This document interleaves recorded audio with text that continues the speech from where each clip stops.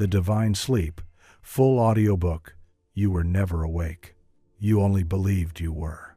Every sunrise, every heartbreak, every prayer you whispered into the dark was part of a dream you scripted before the world began. They called it life, but it was the divine sleep, a holy forgetting, a sacred disguise woven of starlight and shadow, so you could remember at last that you are the one who dreams it all. Introduction. Listen closely now. The air around you is not still, it listens. The light in your room does not simply fall upon you, it remembers.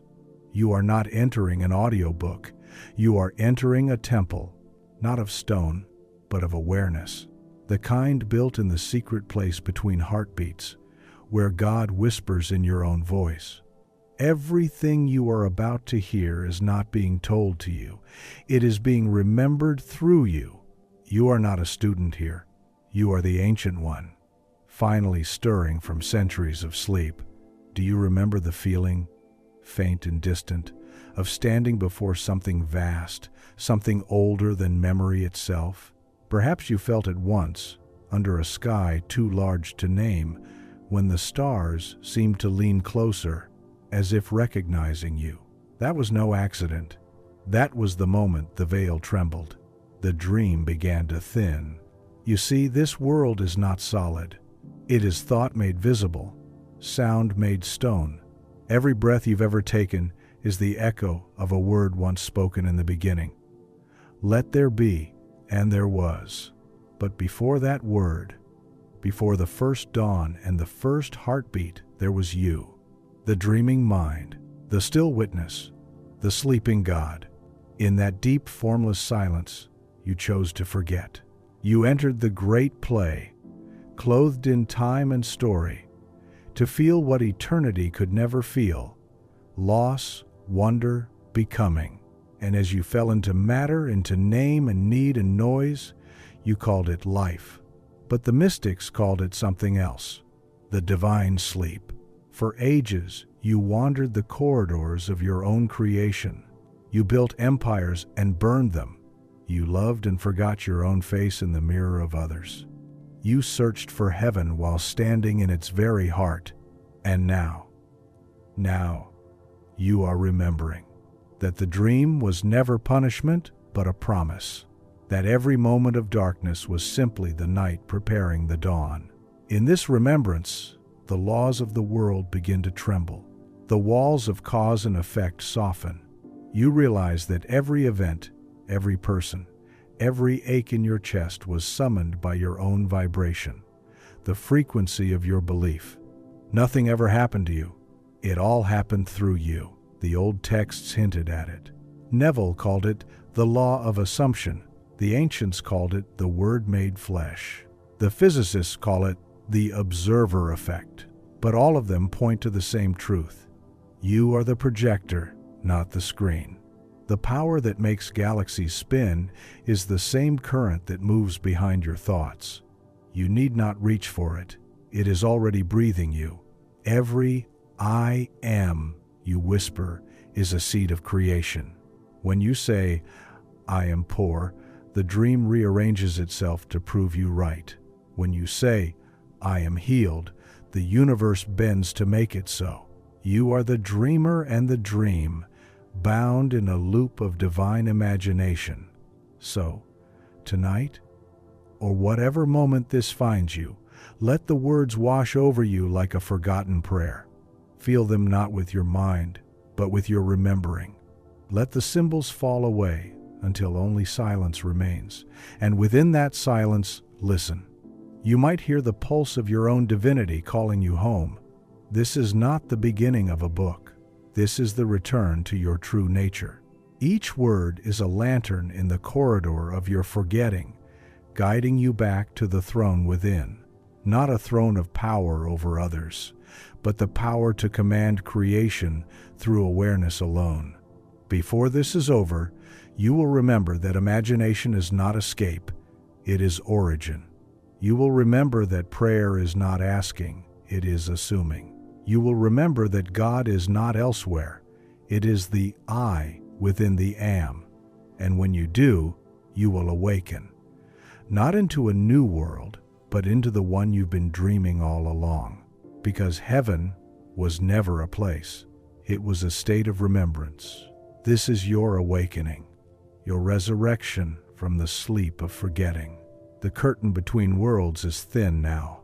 The story you called your life begins to shimmer at the edges, ready to be rewritten by your new knowing. So, breathe. Feel this moment not as sound, but as energy, flowing back to the source from which it came. You are that source. You always were. And when the dream dissolves, you will not lose yourself. You will find yourself again, for the first time. The divine sleep is ending. The dreamer is stirring. And you are awakening. You will never see yourself the same again. Chapter 1. The Dreamer and the Mirror. There is a moment, just before waking, when the dream begins to collapse, when faces blur and cities fade into mist, and for a breathless instant you hover between worlds. It is there, in that narrow bridge of awareness, that the truth has always waited. You are not the dream's prisoner. You are its architect. The ancients said, "As within, so without." But the words were not philosophy. They were a map, a law written in the fabric of consciousness itself. Every field of light, every star, every circumstance you have ever touched is the echo of your inner world cast upon the mirror of matter. Reality is not solid. It is obedient. It kneels before belief. When the dreamer stirs, the mirror trembles. Consider this. If a dream feels utterly real while you sleep, how do you know you are not dreaming now? What is a sunrise but the mind's memory of light? What is pain but the body's echo of unhealed thought? What if the entire theater of existence, the strangers on the street, the words you read, the life you claim as yours, is but imagination condensed into form? Once, a man stood before a mirror and cursed it for showing him his sorrow. He clenched his fists and demanded that the reflection smile before he would. He shouted at the image to change, to become successful, adored, radiant, while he himself remained filled with doubt and resentment. And when the mirror did not yield, he fell to his knees, believing the world had turned against him. But in truth, it was only ever reflecting him. He did not know he was the dreamer, for that is the first veil that must fall, the belief that you are separate from what you see. When the veil lifts, the division between inner and outer dissolves, and life becomes what it was always meant to be, a lucid dream guided by divine imagination. Every thought is a brushstroke on the canvas of creation, every feeling, a color, every assumption, a seed. You are painting with consciousness, moment by moment, and the world moves to mirror the frequencies you radiate.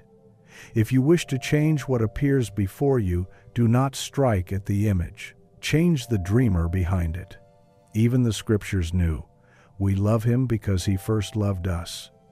Meaning, reality loves you because you first loved it. The outer world responds to the inner gaze. The mirror cannot smile until you do. In this sacred law lies both your bondage and your freedom. If you sleep unaware, your thoughts run wild, and the mirror becomes chaos. You see poverty, sickness, betrayal, and call it fate. But when you awaken to your creative power, you become the master of reflection. You speak, and the mirror obeys. Neville once said, "Change your conception of yourself, and you will automatically change the world in which you live." It is not metaphor, it is mechanism. Consciousness rearranges itself to match identity. When you declare, "I am," the universe listens. So who are you saying you are? Perhaps you have worn names like garments, worker, parent, struggler, seeker, and each name shaped the dream around you. But beneath them all is the unchanging one, the eye that dreams, not your personality, not your past. The still awareness watching it all unfold, the dreamer.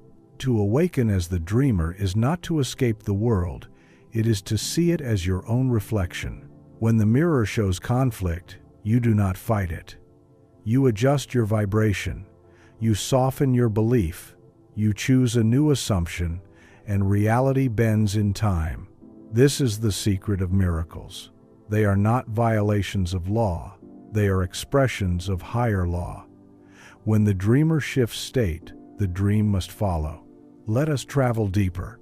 Imagine a vast sea, silent and infinite. On its surface, waves rise and fall, some gentle, some violent, but beneath the movement lies stillness beyond imagining. That sea is consciousness. The waves are thoughts, feelings, identities. You are not the waves. You are the sea. When you forget this, you chase waves, fearing their collapse. But when you remember, you realize the waves were never separate from you. They were your own expression. The mirror was never outside. It was water reflecting water. A woman once told me her life was a loop of disappointment. She said, "I try, I hope, I pray, but nothing changes." I asked her, "What picture do you hold of yourself when you pray?" She hesitated. "A woman who is desperate for her miracle." And there it was. Her prayer was a confession of lack. And the mirror, faithful, obedient, reflected only more waiting. So I told her, "Stop praying as the beggar. Pray as the dreamer who already dreamed the answered prayer." She began to sit in silence each night and imagine, not to escape, but to embody. She pictured herself free, radiant, laughing with gratitude. She felt the truth of it in her bones. And within weeks, her world rearranged. The job appeared, the partner returned, the illness lifted. Nothing outside her changed first. The mirror simply caught up to the new image within. You see, imagination is not daydream. It is the womb of creation. Every structure you see began as unseen thought. The entire universe is the afterimage of divine imagination slowing into matter. When you imagine, you are doing what God did in the beginning. You are speaking light into being. To awaken from the divine sleep is not to destroy the dream, but to dream consciously. You will still walk, still love, still build, but you will know that the world is made of mirrors, not prisons. And when you look into the face of another, you will not see a stranger. You will see another facet of the same infinite dreamer, your own reflection wearing a different story. So let your words be sacred. Let your thoughts be chosen. Every I am is a seed cast into eternity. Speak as one who knows the soil obeys the sower. If you wish for abundance, be abundance. If you wish for love, be love. The mirror cannot project what the dreamer will not hold. This is why fear has power only when believed. The dreamer's nightmare feels real until the dreamer awakens. Then it vanishes into mist, leaving only the lesson. There was never danger, only miscreation. There was never loss, only a forgetting of who dreamed it. In this knowing, you are free. You need not fight your world. You need only remember it is your own reflection. You are both the observer and the observed, the writer and the word, the stage and the actor. Soon you will see that the mirror has always loved you. It only waited for your command. So, pause now. Breathe. Let this truth settle into your being like gold dust in water. You are not the reflection. You are the light that makes it visible. The dream is shifting even now. Reality rearranges around your new awareness, quietly, obediently. The dreamer is awakening. Chapter 2. The Law of Light. In the beginning, there was no sun, no shadow, no sound, only light. Not the kind that can be measured by your instruments or seen by your eyes, but the living radiance that thought itself into existence. It was not born. It is being itself. And that light became you. The world was woven from that same luminous breath. Mountains were thought made dense. Oceans were consciousness given motion. Everything that exists carries within it a spark of that eternal brilliance, a seed of the first knowing, hidden beneath the illusion of separation. The trees remember it, the stars hum it, and somewhere beneath the noise of your mind, you remember it too. They call it many names: Christ within, Atman, the divine flame, the I Am presence. But it has no name because it has never known division. It is the same light that burns at the center of all creation, the same that spoke galaxies into spirals and atoms into dance. It has never left you. You have only forgotten how to see it. The law of light is simple, yet infinite in depth. What you illuminate within yourself becomes visible without. The universe is a mirror, yes, but light is the law that allows the mirror to exist. Consciousness is the lamp. Belief is the lens, and your attention, that is the hand which directs the beam. Where attention goes, energy flows. This is not a metaphor. It is the foundation of creation. You have felt it 1,000 times, though you did not name it. The moment you fix your gaze upon something, a fear, a hope, a desire, you breathe life into it. You call it into form. Think of the sun and the seed. The seed is possibility. The sun does not ask whether it is worthy of growth. It shines because shining is its nature. The seed awakens not because of effort, but because it is seen by light. And so it is with you. When you hold an image in your imagination and sustain it with feeling, you are shining the light of awareness upon it. You awaken it from the field of possibility into the world of matter. You do not force it, you illumine it. The flower blooms not because you command it, but because you align with the law that already governs life. The light is impartial. It does not judge what it reveals. It will nourish a thorn as readily as a rose. That is why you must become the master of your attention. You are always creating, even when you do not mean to. The universe has no off switch. Every thought, every word, every emotion is a form of light cast outward into being. Once, a sculptor labored over a block of marble. He carved and chipped for years, shaping an image he could not quite see. Frustrated, he struck the stone in anger, and it split, revealing a flawless figure that had always been within. He fell to his knees, weeping, realizing he had never created anything. He had only uncovered what was already there. So too does the awakened one realize that the work of creation is not to build, but to reveal. The form of your desire already exists in light, waiting for your recognition. The law of light is revelation, not effort. When you close your eyes and imagine the life you long for, the health, the love, the abundance, see it not as something to come, but as light already present, waiting to be seen. Speak from that awareness, not to it. Say not, I will be healed, but I am whole. Say not, I will find peace, but I am peace. The law responds not to words, but to vibration. The feeling of truth is the currency of creation. To speak with the tongue of angels is to feel what you declare. When you say, I am, the heavens bow.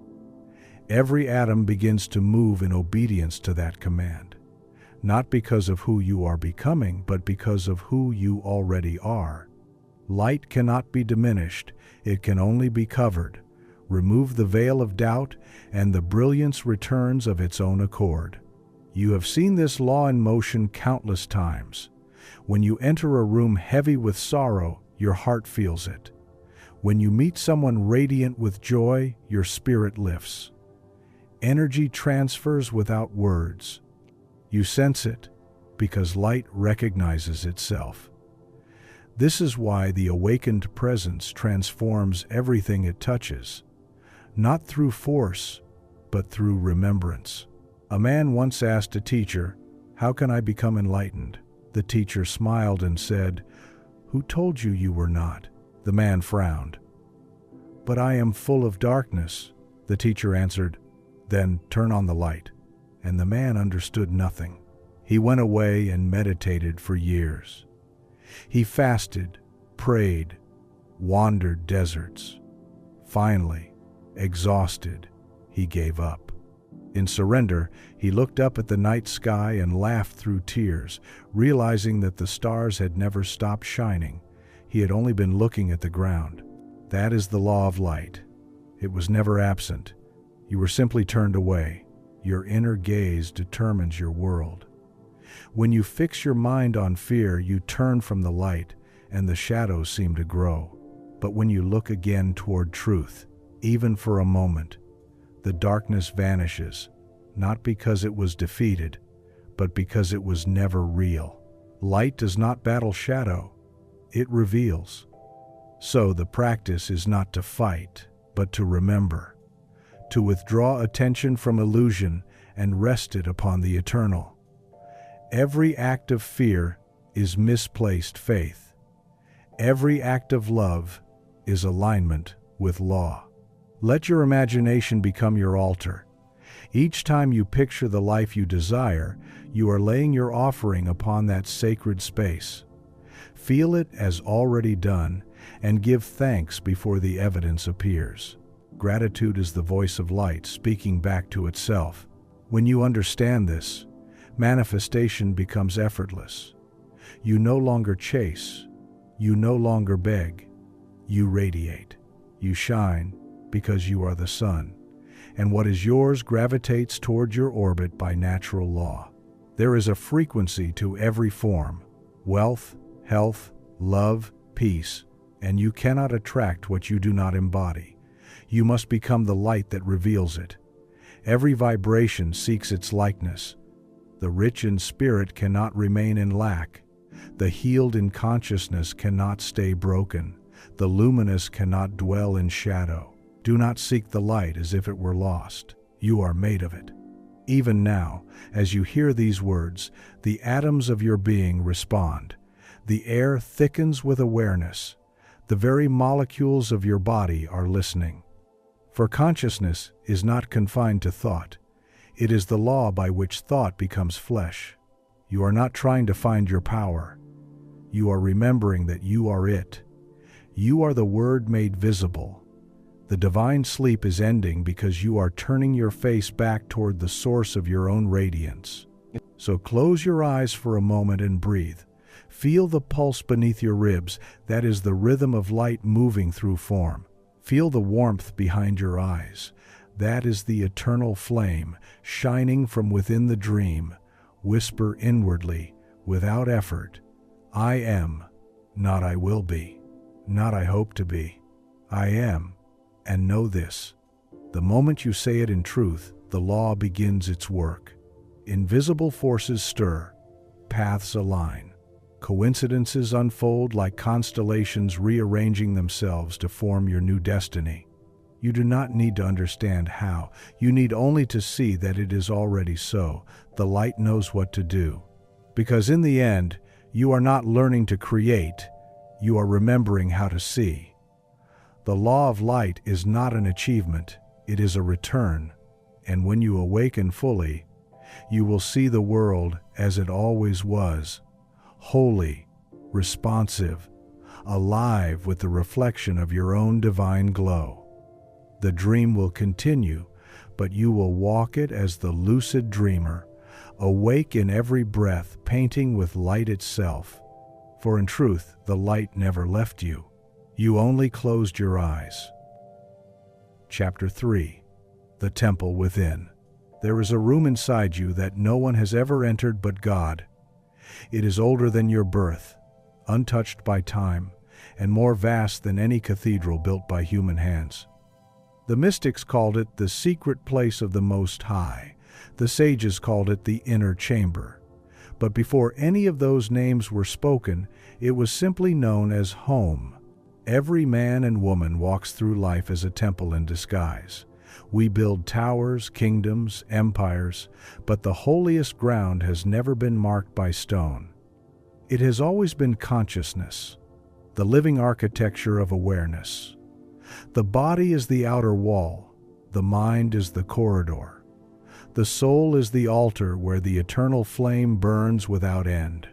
Most have forgotten how to enter this sacred hall. They stand outside, praying to their own reflection, asking for what has already been given. They call to the heavens while the heavens wait within. And still, the door remains unlocked, for it was never meant to be closed. The entrance is silence. The key is surrender. When the outer world grows loud and restless, and you withdraw even for a moment into stillness, you are standing before that ancient threshold.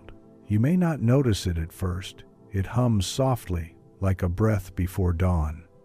But as you grow quiet, you begin to feel it. The warmth beneath the noise, the hum beneath your heartbeat, the light behind your eyes. That is not imagination. That is the presence remembering itself. The temple within is not reached by walking, but by turning inward. You descend not by stairs, but by surrender. Every breath becomes a bell, every heartbeat an echo of eternity calling you back home. Imagine now, if you will, standing before that inner door. You touch it gently, and it responds to your awareness like light responds to dawn. The veil parts not because you demand it, but because you have remembered that it was never truly there. Inside, there is no need for words. You do not pray to something greater. You become that which you once prayed to.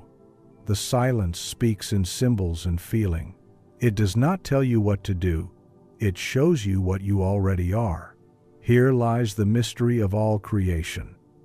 Everything you seek outside already exists within this temple in its perfected form. The wealth, the love, the healing, the peace. All are stored in the vaults of inner knowing. When you imagine, you are not inventing. You are retrieving. You are remembering what has always been true in the higher order of being. This is why Neville called imagination the only reality. To imagine is to step beyond illusion and behold the blueprint from which the world was drawn. When you see yourself as whole, you touch the template of wholeness itself. When you feel abundance within, the outer form rushes to mirror it. A wise man once asked, "Where shall I find God?" The answer came, "In the place you have not looked, in yourself." The temple within is that place. It is written, "The kingdom of God is within you." Yet humanity has spent centuries searching for it in mountains and scriptures, in temples of gold and rituals of dust. We have wandered deserts, seeking what never left. We have prayed to distant skies, forgetting that every breath is an answered prayer. The divine does not dwell in clouds or altars. It dwells in consciousness. To close your eyes and say, "I am," is to stand before the Holy of Holies. No priest, no prophet, no gatekeeper between you and God, for you are the veil and the light behind it. When you begin to dwell in this awareness, your perception changes. The world outside softens. People who once opposed you become mirrors of grace. The noise of circumstance fades, because you no longer worship appearances. You worship only awareness, the eternal witness of all form. In this temple, time bends. The past dissolves. The future folds inward. Only now remains, luminous, alive. You realize that everything that ever was or will be is contained in this single breath. Eternity is not endless duration. It is the timeless depth of the present. You sit upon the inner throne not as a seeker, but as a creator remembering its crown, and the law begins to move through you like fire through gold, refining, illuminating, transmuting. You become the bridge between heaven and earth, the dreamer fully awake within the dream. There is a story told of an ancient initiate who journeyed across deserts to reach a temple rumored to hold the secrets of divine power. After years of struggle, he arrived at a vast gate carved with symbols of stars and wings. Exhausted, he knocked, but the gate did not open. He prayed, wept, pleaded, still nothing. At last, in despair, he fell silent. And in that silence he heard a whisper within, "Turn around." He did, and there, behind him, was the same temple but smaller, shining within his own chest. He placed his hand upon his heart, and the great doors opened inward. For all temples are but mirrors of that one. When you learn to dwell in the temple within, you no longer beg for miracles. You become the source of them. You speak from the altar, not the pew. Your words carry the weight of creation because they are spoken from the seat of being itself. This is why the masters healed with a word, calmed storms with a thought, multiplied bread with intention, not because they possessed more power, but because they remembered where power truly resides. The same law lives in you when you imagine with conviction. When you feel the wish fulfilled, you are standing within the temple, lighting the flame upon the altar of the unseen. The universe cannot resist this vibration. It rearranges itself to match the frequency of your knowing. Do not be deceived by appearances. The outer world may take time to align, but the change is instantaneous within. Once the seed is planted in consciousness, its manifestation is inevitable. Time is only the unfolding of what has already been decided in spirit. Every great creation, every miracle, begins in this stillness. Not in struggle, not in noise, but in the sacred quiet where imagination and faith become one. The more you dwell there, the more you begin to see the outer world as extensions of this temple. Every encounter a reflection of your inner atmosphere. The rude become your teachers in patience. The kind become your mirrors of grace. Every circumstance whispers, "Behold yourself." And when fear arises, for even the awakened sometimes tremble, you do not flee. You return to the temple. You close your eyes, withdraw from the storm, and remember, this too is light in disguise. This too is within my keeping. That is the secret of peace. It is not found by changing the world, but by knowing the world springs from within you. Peace is not escape, it is authority remembered. When you stand in that knowing, you walk through fire and remain untouched. You speak truth, and falsehood dissolves. You bless your enemies, and they vanish into friends or fade from your story altogether. The mirror no longer binds you, it obeys you. This is what it means to be born again. Not to begin anew, but to awaken to what never began and will never end. To live from the temple is to live as the eternal within the temporary, the infinite playing through the finite. Pause now. Feel that pulse beneath your skin. That is the drum of the temple's heart, beating from before time. Let your breath become its incense, your awareness, its flame. Do you feel it? The quiet rising in your chest, that's not calm. That's power remembering itself. That's God, removing the mask of forgetfulness and looking through your eyes once more. When you walk from this moment, walk knowing that every step is upon holy ground. Every word you speak echoes through creation. You are not visiting the temple, you are the temple. The altar, the priest, the flame, all one. And the dream? The dream is shifting again, bending in reverence to the one who is remembered. Chapter 4. The Fire of Becoming. There is a holy fire that burns in every heart. You have felt it. That ache that refuses to rest. That whisper of more, that calls even when the world tells you to be content. It is not greed, nor vanity, nor ambition as the world defines it. It is the fire of becoming, the divine hunger of the infinite seeking to know itself through you. Desire, in its purest form, is not sin. It is creation stirring. It is God dreaming in you. Every longing, every vision, every spark of what if is the voice of the eternal expanding its own horizon. You were not made to suppress it. You were made to transmute it, to turn that fire into light, that light into form. The ancients said, "Our God is a consuming fire." They were not speaking of wrath, but of transformation. Fire does not destroy what is true. It reveals it. It burns away the false and leaves only gold. And so it is with you. Every trial, every longing, every loss is not punishment. It is purification. The flame within you is sacred, but if misunderstood, it devours. If denied, it smolders into pain, and if worshipped as something external, it burns the temple itself. Yet when tended with awareness, it becomes illumination, the energy that births worlds. The fire of becoming is the process by which the unseen becomes seen, the eternal becomes experience, the potential becomes person. Every creator must walk through this fire, for creation is transformation, and transformation demands heat. Consider the seed. Before it can become the tree, it must be broken open by pressure and time. The shell must crack, the form must die, and only then does the new life rise.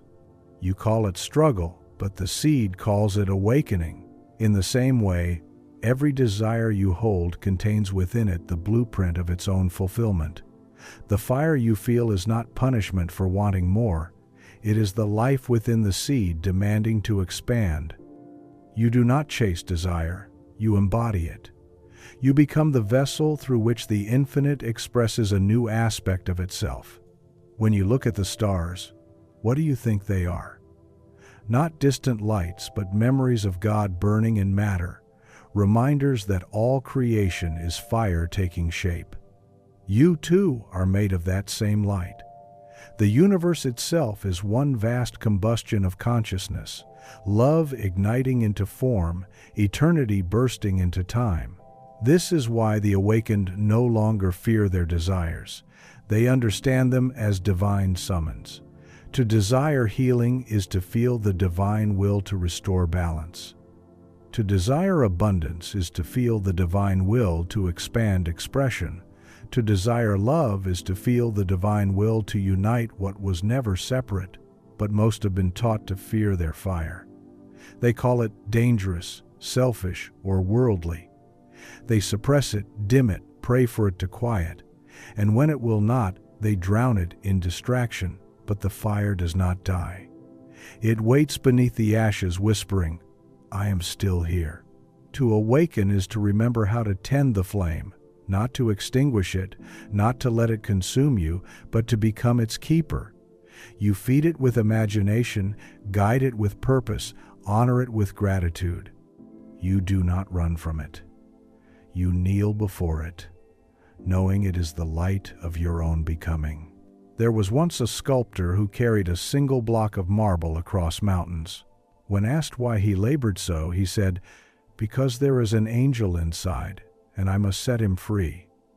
Desire is the hammer, faith is the chisel, fire is the hand that strikes. You are the sculptor and the stone, the creator and the created." Each vision you hold is an angel imprisoned in the marble of your own disbelief. Every time you act in faith, you release one more wing. The fire of desire burns away the excess until only truth remains. This is why pain often accompanies awakening. Fire and comfort do not coexist. When the divine within you begins to move, it exposes all that resists it. Old fears rise to the surface. Illusions crumble. Identities burn. You think you are losing yourself, but you are losing only the masks. The flame is revealing what was hidden beneath. And here lies the paradox. The same fire that frightens you is the fire that frees you.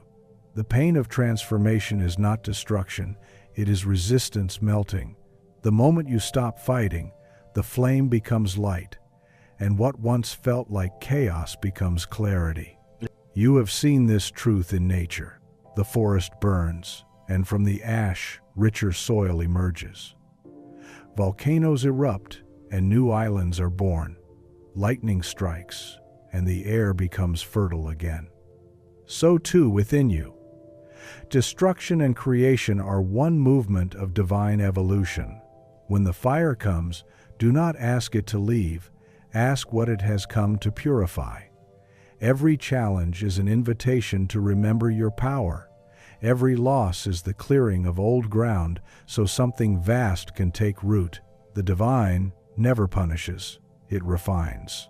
The masters understood this law. When life pressed upon them, they did not pray for escape, they prayed for revelation. They stood within the heat until the dross of illusion burned away, leaving only the essence of truth. And from that purity, creation obeyed them. Because when you stand unafraid in the fire, reality recognizes its own reflection. One night, a student came to a sage and said, "I want to be free of suffering." The sage smiled and placed a candle before him. "See this flame," he said. "If you run from it, it will follow you. If you grasp it, it will burn you. But if you understand it, it will light your path." The student frowned. "How do I understand it?" "By sitting with it," the sage said. "By letting it teach you what it is." So the student sat before the flame for many nights. He watched it dance, consume, flicker, renew, and one day he realized the fire had never been outside him. It was his own spirit, longing to know itself. Such is the fire of becoming. When you stop running from what you desire, when you stop fearing the call to more, you begin to create in harmony with divine law.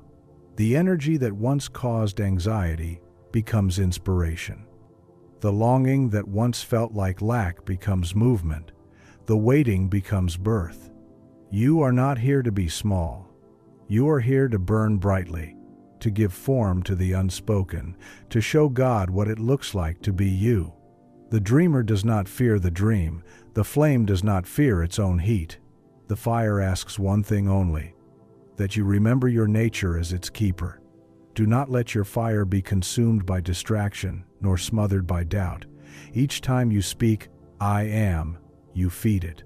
Each time you choose faith over fear, you fan its glow. And when you love without condition, you become the fire itself, pure, luminous, eternal. This is the alchemy of spirit. Every moment of darkness, every ember of desire, every spark of struggle, all of it transmuted into gold by the awareness that knows no opposite. You do not extinguish your humanity to find divinity. You illuminate your humanity until it becomes divine. Breathe now. Feel that warmth behind your chest. That is not emotion. That is creation moving. That is the flame that lit the first stars awakening again. Let it rise. Let it purify. Let it teach you that there is no death, only transformation. And when your world trembles, when the old self burns away, do not mourn. Stand in the center of the flame and whisper, "I am not consumed. I am becoming." The fire bows to those who remember what it is. Chapter 5. The River of Gold. There is a current that runs beneath all things, a golden tide, unseen by the hurried eye, yet felt by the heart that listens. It is not money, not luck, not fortune in the way the sleeping world defines it. It is life itself, flowing in harmony, ever giving, self-renewing. The sages called it the River of Gold because when one learns to step into its stream, everything that once seemed scarce becomes abundant. Abundance is not something to be attained, it is something to be remembered. You were born into it, as a fish is born into water, as light is born into the Sunday. But from the moment of forgetting, when you believed yourself small, separate, incomplete, you began to dam the river. You learned fear, you learned lack, and in doing so, you turned away from the current that had never stopped moving toward you. The river of gold does not judge what it flows around. It bends, it finds another way, it waits patiently. It does not rage when you build walls. It simply flows beneath them, through the cracks of your beliefs, searching for any open space to remind you it is still there. When you begin to let go, when you release the idea that abundance must be earned through struggle, the river bursts through the stone of your resistance and carries you home. Wealth, true wealth, is not accumulation, it is circulation. The miser who hoards gold in fear has no more than the beggar who dreams of it, for both are trapped in the same illusion of lack. The one who gives from fullness, however, lives in perpetual springtime. For giving and receiving are not two acts but one motion, as inseparable as inhaling and exhaling. The universe breathes through you in the same rhythm. If you wish to receive, begin by flowing. Let gratitude be the gate through which the river enters. Gratitude opens the channels of the unseen. It loosens the fist that clings and allows the hand to become a vessel. You do not need to force prosperity to come. You need only remember that you are the open cup through which it overflows. Imagine yourself standing before a vast golden river. The water gleams with light so pure it seems alive. Every drop carries a different form of abundance. Love, ideas, opportunities, wisdom, resources, all of it flows effortlessly, endlessly.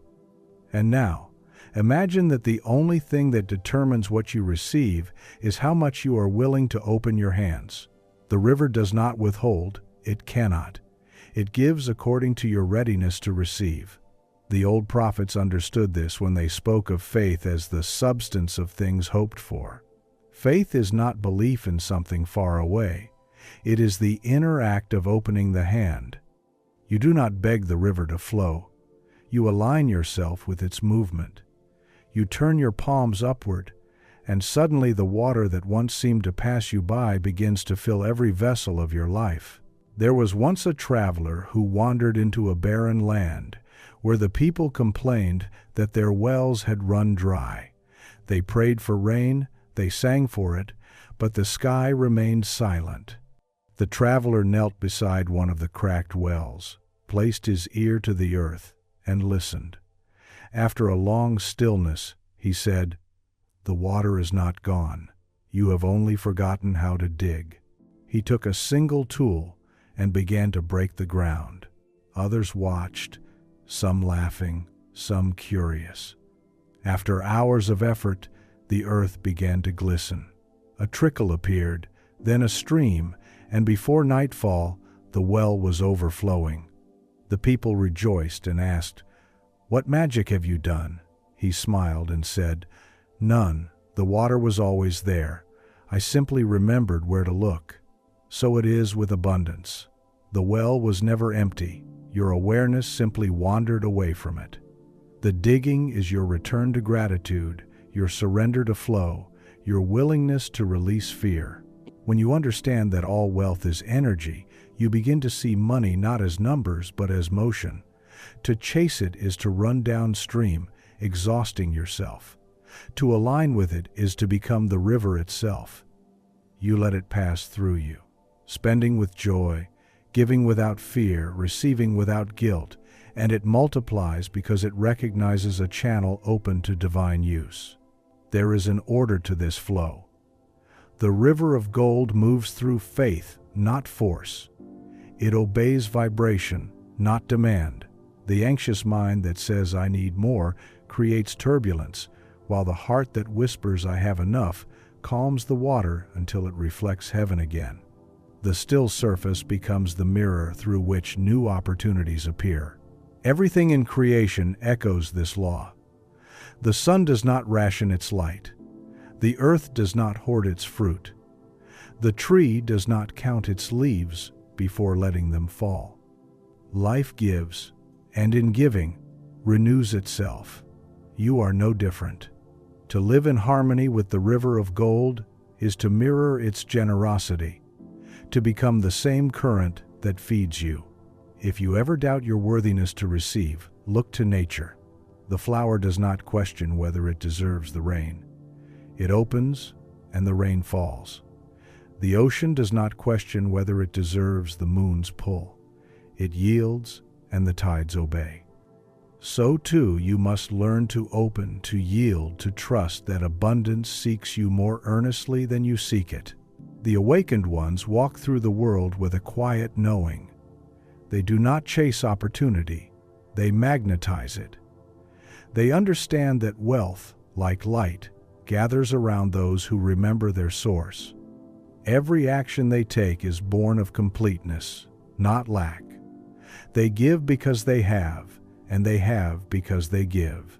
To step into this frequency, you must first dissolve the falsehood of separation. There is no you and the universe. There is only the current moving through infinite expressions of itself.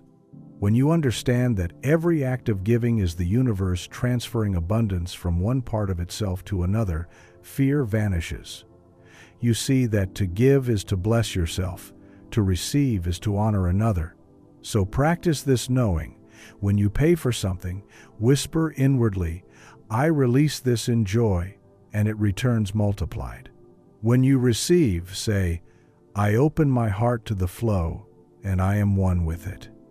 These are not affirmations of wishful thinking, they are reminders to your own consciousness that the dam is down and the river flows freely once more.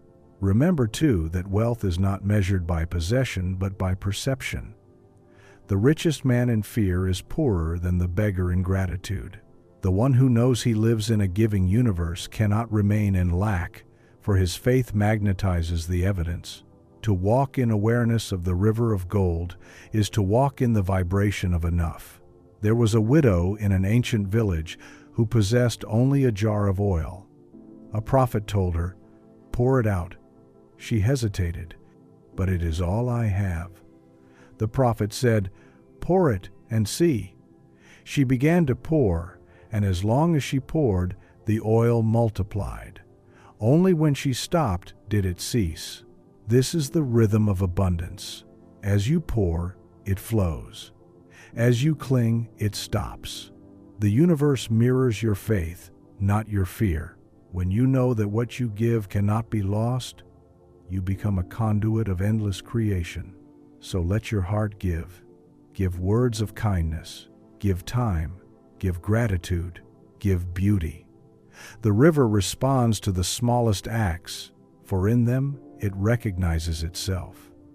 And when you give from that knowing, the return will not merely be equal, it will be exponential, because the universe delights in magnifying its own generosity. When you live like this, you no longer speak of manifesting wealth. You become wealth embodied. Your presence itself becomes provision. You walk into rooms and doors open. You think of what you need, and it arrives before you ask. Not because you are lucky, but because you are aligned. Abundance, after all, is not something that happens to you. It is something that happens through you. You are the vessel, the riverbed, the current, and the source.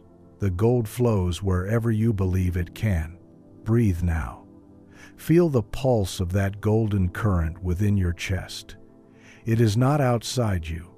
It is moving through every atom of your being, waiting for your permission to pour outward. Let it. And, as you move through this world, remember, the river never runs out. It is infinite because you are infinite. You were never meant to chase the gold. You were meant to remember you are the river. Chapter 6. The shadow and the light. Every light casts a shadow. Even the sun, whose brilliance blinds the eye, creates night so the earth may rest. So too within you, every awakening summons its contrast. Every expansion reveals what was hidden. The shadow is not your enemy, it is your teacher dressed in darkness. From the moment you opened your eyes to your own divinity, the shadows stirred. Old fears began to move, forgotten wounds resurfaced, unhealed memories whispered again. You thought perhaps you had done something wrong. You thought awakening meant only light. But the truth is more profound. To awaken the light is to awaken everything it touches, and that includes the dark. The shadow is not evil.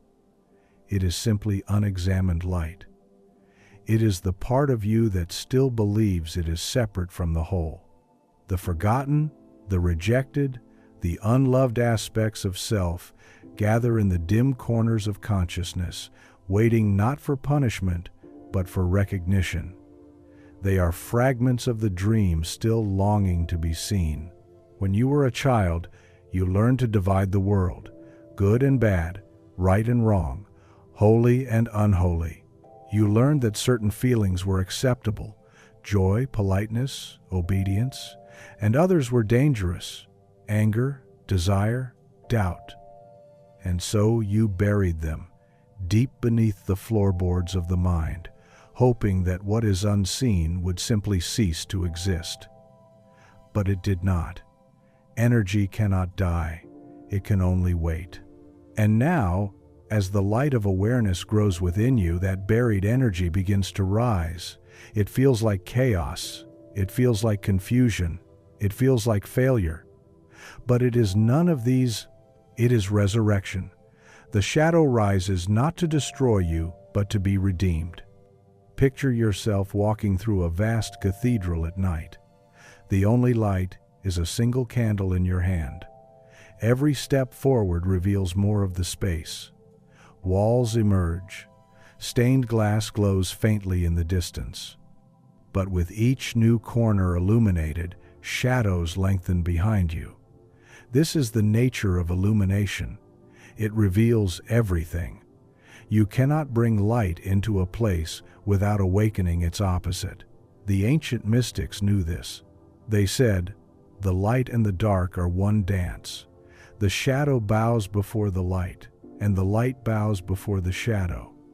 Without darkness, light would have no meaning. Without contrast, you could not perceive creation. It is the tension between opposites that gives birth to all beauty. Your suffering was never random. It was preparation. Every wound carved depth into you so the light would have room to dwell. Every heartbreak broke the shell around your heart so that compassion could pour through. The shadow is the doorway through which grace enters. One night, a man came to a sage and said, "Master, I am haunted by my failures. I meditate, I affirm, I try to love myself, but the darkness returns. What am I doing wrong?" The sage smiled gently and said, "You are still fighting ghosts. Stop trying to kill the darkness. Sit with it. Ask what it wants to tell you." The man obeyed. That night, when the old fears came, he did not resist. He sat in silence, trembling, yet listening. And he heard a voice, not of doom, but of tenderness, say, "I only wanted to be seen." And when he looked into the eyes of his shadow, he found they were his own. This is the secret most never learn. The shadow transforms through embrace, not battle. When you resist it, you feed it. When you acknowledge it, you free it. The parts of you that seem most unholy are simply fragments that have forgotten the song. Bring them back into the choir. To do this, you must stop judging your own humanity. Spirituality is not about becoming pure light. It is about becoming whole. The divine does not reject your anger, your lust, your grief. It seeks to redeem them, to make them transparent, so light can pass through. Every human emotion is sacred fuel once you stop calling it sin. The Christ did not rise by escaping the cross. He transcended it. In the same way, you do not ascend by avoiding pain, you transmute it. You take the lead of experience, and, through understanding, turn it to gold. This is the alchemy of the soul. Do not fear the moments when your world seems to crumble. The breaking is necessary. When the cup cracks, the light can finally pour in. When the identity shatters, the self can finally be seen. Destruction is merely creation wearing another face. Every shadow carries a gift. The fear of loss teaches surrender. The sting of envy reveals your buried desire to express more fully. The ache of loneliness invites you to meet the divine presence within. When you learn to look beneath the surface of pain, you will always find light waiting to be remembered. The ancient alchemists spoke of a black stage in transformation called the Negredo, the dark night of the soul. It was the time when the material seemed to decay, when all form dissolved. But they knew it was not death, it was the prelude to rebirth. The gold could not emerge until the darkness had done its work. So it is with you. When life draws you into shadow, when things fall apart, when the path disappears, do not panic. Bow. This too is holy. The night is the womb of dawn. If you sit still long enough, you will notice that the shadow is not solid. It moves like mist. It responds to light. It is made of the very thing you fear you've lost. The light was never extinguished. It simply hid to draw you deeper into yourself. Let this be your practice. The next time a shadow rises, an old regret, a sudden fear, a thought that whispers unworthiness, do not chase it away. Turn toward it. Say softly, I see you. You belong to the whole. Watch as it begins to dissolve, not in battle, but in recognition. For nothing real can threaten you, and nothing unreal can endure your gaze. Remember this. The same consciousness that creates light creates shadow. They are twins of the same birth. To reject one is to misunderstand both. The universe is not divided. It only appears so that you might learn compassion for every piece of yourself. When you look upon the world, do not recoil from its darkness. The wars, the greed, the cruelty, they are the collective shadow of the one dreaming mind. Heal your own, and you heal the pattern in the whole. Your forgiveness is not small. It ripples outward across eternity. The mystic walks through both night and day with equal reverence. He knows that light reveals form, but darkness reveals infinity. In light, you see what is. In darkness, you feel what could be. Together, they form the rhythm of becoming, the inhale and exhale of creation itself. Breathe now. Feel both the light and the shadow moving through you. Neither is wrong. They complete each other. The pulse of your heart, light, shadow, is proof of their dance. When you finally make peace with the darkness, the light grows gentler. It no longer burns, it illuminates. You no longer fear the unknown, you trust it as your own reflection. You begin to see that the shadow was never separate. It was the dark half of your halo. And then something miraculous happens. The world, which once seemed divided into good and evil, becomes transparent. You look at others and see not villains or victims, but souls mid-transformation. You see the divine at every stage of remembering itself. The serpent and the dove, the sinner and the saint, all faces of the same awakening. The dreamer has walked through shadow and found gold in the ashes. You have seen that the darkness was not a curse, but a chrysalis. You emerge not as one who has conquered, but as one who has integrated. Wholeness is the true enlightenment, and as you stand now between worlds, one foot in light, one in shadow, you understand that this is the balance creation requires. The flame needs both wax and wick.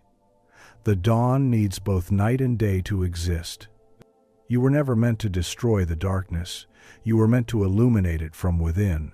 This is mastery, not perfection, but presence. Not denial, but dominion. When both shadow and light obey your awareness, the dream becomes luminous. Every experience becomes sacred, because every experience is seen as part of the one. The shadow bows. The light smiles. The dreamer stands in the center, radiant and whole. Chapter 7. The Mirror of Heaven. Everything you see is yourself in disguise. Every face, every sunrise, every joy, every wound. It is all a reflection of what moves within. The world is not happening to you, it is happening through you. You are surrounded by mirrors made of light, endlessly echoing your consciousness back to you so you might remember who you are. This is the great secret hidden in plain sight.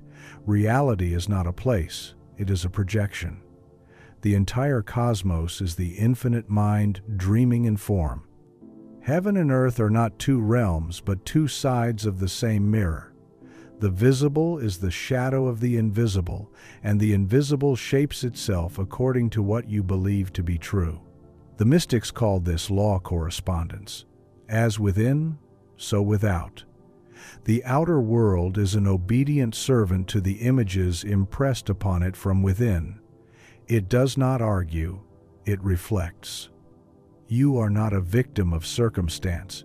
You are the author watching your own story unfold in the mirror of experience.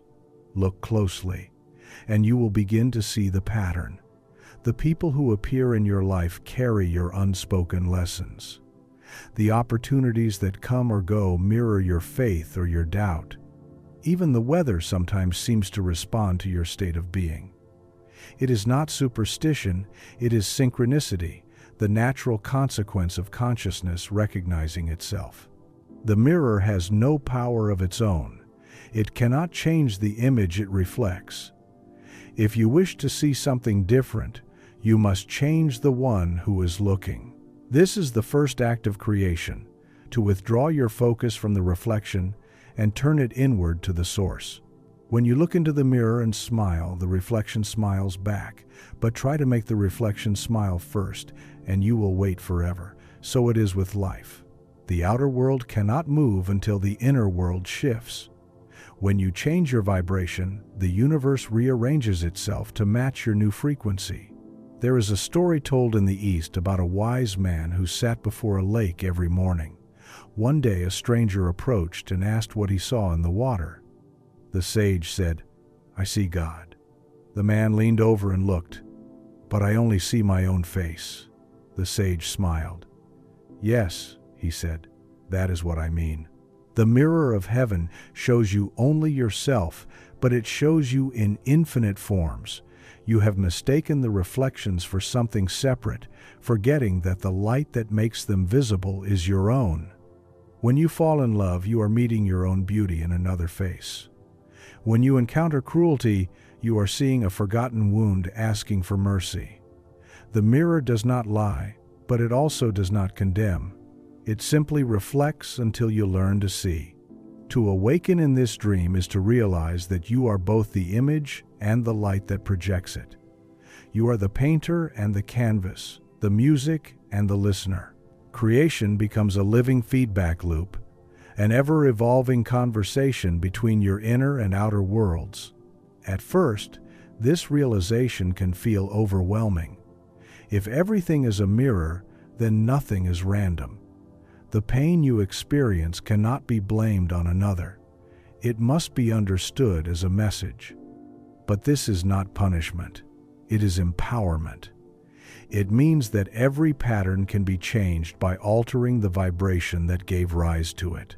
The mirror is merciful. It will always show you what you most need to see for your next awakening. When you face rejection, it may be showing you where you have rejected yourself. When you experience scarcity, it may be reflecting a belief that you are unworthy of abundance. The mirror simply reveals what is ready to be healed. One woman once came to me in despair.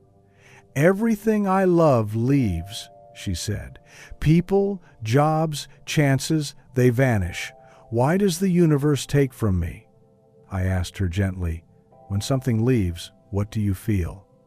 "I feel forgotten," she said, "unseen." "Then that is the image in the mirror," I told her. Life is showing you the places within yourself you have not yet seen. She began to change, not her circumstances, but her self-perception. She treated herself as one worthy of staying. She spoke kindly to her reflection. She stopped chasing what left and began nurturing what remained. And as her inner world shifted, the outer one followed. People began to stay. Opportunities lingered. Love rooted itself in her life like a tree in spring. The mirror had not been cruel. It had been faithful. It always is. To live consciously within the mirror of heaven is to understand that you are never without power. Every thought, every emotion, every assumption sends ripples through the fabric of reality. When you think small, the mirror grows dim. When you think expansively, the world brightens. It is not magic, it is law. Your reflection follows your lead. The universe waits upon your command, not through force but through alignment. You are not here to control others, you are here to master yourself. When your consciousness becomes radiant with peace, your world arranges itself into harmony. The mirror responds not to words, but to vibration. You cannot deceive it with affirmations you do not feel. It listens to frequency, not syllables. When you speak from lack, even while saying, "I am abundant," the mirror hears the vibration of scarcity and reflects accordingly. But when you speak from the knowing that abundance is already yours, the reflection has no choice but to match. The wise do not try to fix their lives, they refine their consciousness. They polish the mirror until it shines with the image of truth. They do not curse the reflections, they bless them, for every distortion points to the next layer of remembering. Imagine standing before a great mirror in a dimly lit hall. The glass is clouded, streaked with dust from centuries of forgetting. You take a cloth, your awareness, and begin to wipe it clean. At first you see only shadow, but with each stroke, more light emerges. You begin to glimpse your own face, divine, radiant, infinite. This is what spiritual practice truly is, not acquiring something new, but removing what hides what has always been. The world is that mirror, and your every relationship, your every joy and challenge are the strokes polishing it. The clearer it becomes, the more heaven you see reflected in it. And here's the mystery. As the mirror clears, you realize there is no separation between it and you. The reflection dissolves into light, and you see that you were never looking into something else. You were looking from the divine itself. When Jesus said, "The kingdom of heaven is within you," he did not mean a distant paradise. He meant this: heaven is the awareness that sees no separation between itself and creation. The awakened mind lives in heaven because it sees heaven everywhere. Every encounter becomes sacred when seen through this lens. The stranger who irritates you reveals the part of yourself still unhealed. The friend who inspires you reflects your hidden greatness. The child who laughs shows you the innocence still alive in your soul. The sky mirrors your vastness, the ocean mirrors your depth, all of it endlessly reflecting the one who dreams. This is why forgiveness is liberation. When you forgive, you are not absolving another. You are cleansing the mirror. You are releasing yourself from the distortion that made separation seem real. You are saying to the reflection, "I recognize you as part of me, and I set us both free." And the mirror responds instantly. The world softens, the colors brighten, the heaviness lifts. You have purified perception itself, and in that purity, heaven reveals its face. The mirror of heaven does not disappear when you awaken. It becomes transparent. You still see the world, but now you see through it. Every leaf becomes scripture. Every sound becomes prayer. Every moment becomes an echo of eternity. When you live like this, miracles cease to feel miraculous. They become natural. You think a thought, and the mirror reflects it in form. You send out love, and it returns multiplied. You walk in grace, and grace becomes the ground you stand upon. Even suffering loses its sting. You understand now that it too was reflection, a misalignment, not a punishment. And with that understanding comes compassion for yourself and for all beings still lost in their own mirrors of illusion. You no longer judge their dreams. You bless them, knowing they too will awaken in time. The mirror is endless. Each level of awareness reveals a higher reflection. When you gaze into it deeply enough, you realize there is no end, only light folding upon light. The dreamer and the dream merge. The creator and the creation are one. And so, as you walk through your days, remember, you are not observing reality, you are composing it. The words you speak are ripples upon the mirror's surface. The feelings you hold are the hues that paint it. The assumptions you live by are the architecture that gives it shape. Heaven is not a distant realm above the clouds. Heaven is the reflection of the mind that knows it is divine. When you see the world as yourself, you have found heaven on earth. The mirror waits before you even now, shining softly, endlessly patient. What image will you cast upon it next? Chapter 8. The Law of Return. The universe moves in circles. Everything that leaves you will find its way home again, altered yet familiar, carrying the fragrance of your intention. This is the law of return, the rhythm that governs stars and seeds, oceans and hearts. Nothing is lost. Every thought, every word, every act arcs through infinity and comes back, whispering the truth of what you have sown.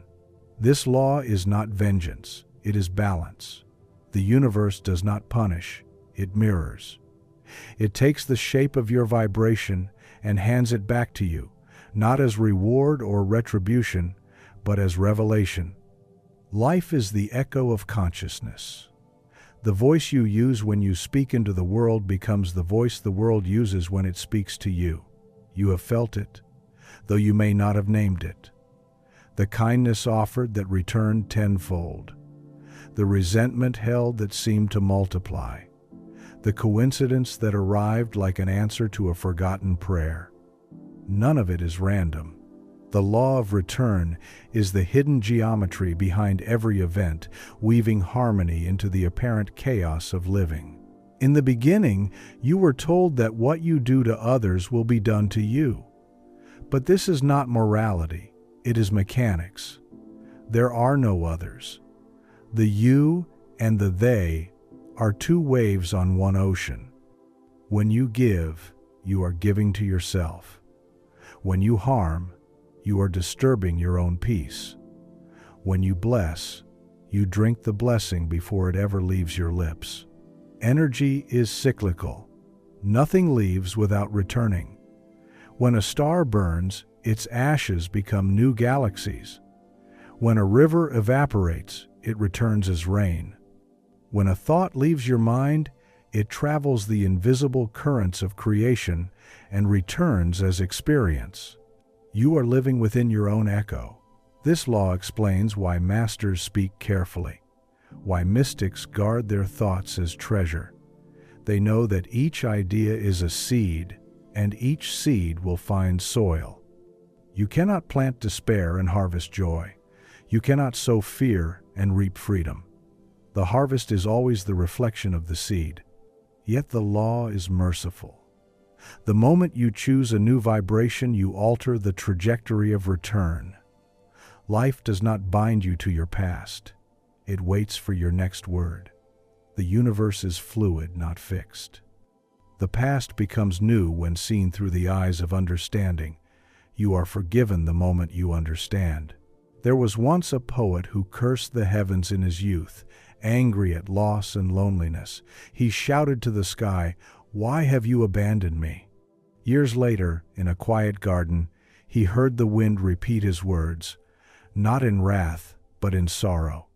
He realized the world had never abandoned him. It had only spoken his own cry back to him. From that day forward he blessed the sky, and soon the wind carried different words home: gratitude, love, peace. So it is with you. Life speaks your language.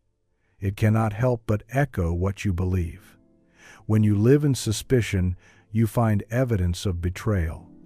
When you live in faith, miracles follow you like a shadow.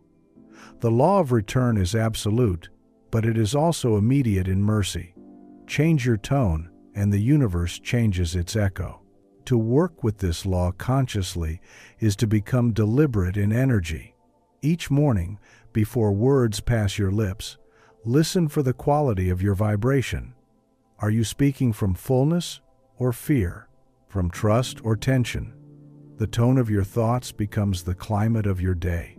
Speak gently to yourself, for the world listens. The law operates in subtler realms as well. What you imagine for others, you invite into your own field. Wish abundance for a friend, and your own door opens. Harbor jealousy, and the lock grows tight. Life cannot deliver to you what you deny another. When you praise, you are tuning yourself to the frequency of praise. When you condemn, you live in the echo of that condemnation. In this way, the law of return is the true teacher of compassion. It reveals that love of self and love of others are one act. To forgive another is to free yourself from the cycle of pain. To bless an enemy is to clear your own path of thorns. The energy you send is the energy that builds your home. A young monk once asked his teacher why he should love those who had wronged him. The master replied, "Because you will meet them again, not as people, but as moments." The monk did not understand until years later, when he found himself repeating an old bitterness in a new situation. Only then did he realize, the law brings back not faces, but lessons. Life will repeat the shape of your vibration until you learn its harmony. The wise do not fear this cycle. They use it. They give joyfully. Knowing the universe cannot help but respond in kind, they release what they love, trusting its return in higher form. They let life breathe through them without clutching or grasping, for they know the current always comes full circle. The universe remembers everything. The smallest act of kindness ripples through eternity, returning when you least expect it, multiplied beyond measure. The quiet prayer you whispered years ago still travels through the fabric of time, finding new ways to bless you. Every seed of love you have ever planted is growing somewhere, waiting for your recognition to bloom. The law of return also governs inner transformation. The judgments you cast upon the world are mirrors, showing you your own hidden beliefs. When you see cruelty, ask where within you tenderness is being called forth. When you see ignorance, ask what wisdom within you longs to be remembered. The mirror does not accuse, it invites. Once you begin to live in awareness of this law, life becomes a living meditation. You stop reacting and start responding. You move from victimhood to artistry. You realize that every encounter is raw material for creation. The same energy that once trapped you in patterns of pain now becomes the very force that frees you.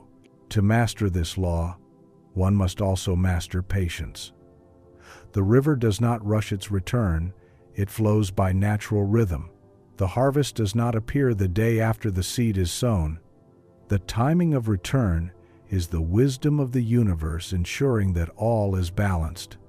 What you release will find you at the perfect hour in the perfect form when you are ready to recognize it. Trust this timing. When something you love departs, bless its journey. Its return is guaranteed, though it may come in another shape. A lesson, a new love, an unexpected grace. What you truly release in love never leaves. It transforms and comes back sanctified. This is why the awakened give without fear. They know that generosity is not loss. It is investment in the infinite. They pour from a cup that refills itself. for the more they give, the wider their channel becomes. The universe abhors emptiness. It rushes to fill the space created by your faith. Even thoughts follow this rhythm. The ideas you send into the world, through art, through prayer, through presence, circle back, carrying echoes of your essence. To create beauty is to guarantee that beauty will find you again. To speak truth is to ensure that truth surrounds you. Every word you utter writes the script for your future.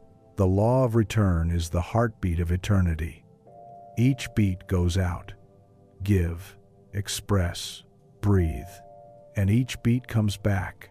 Receive, reflect, live. To move against it is to suffocate. To move with it is to dance.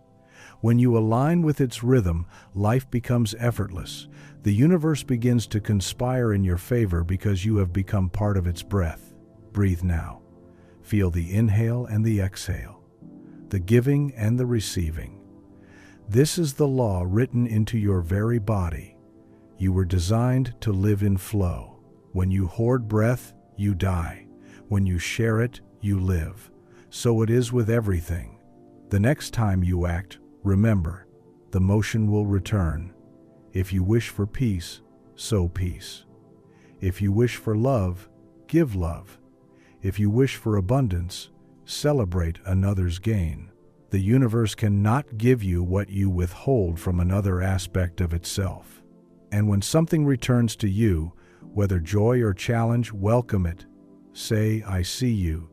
You are my reflection. In that moment of recognition, the cycle completes itself, and you are free to create anew. You are not at the mercy of fate.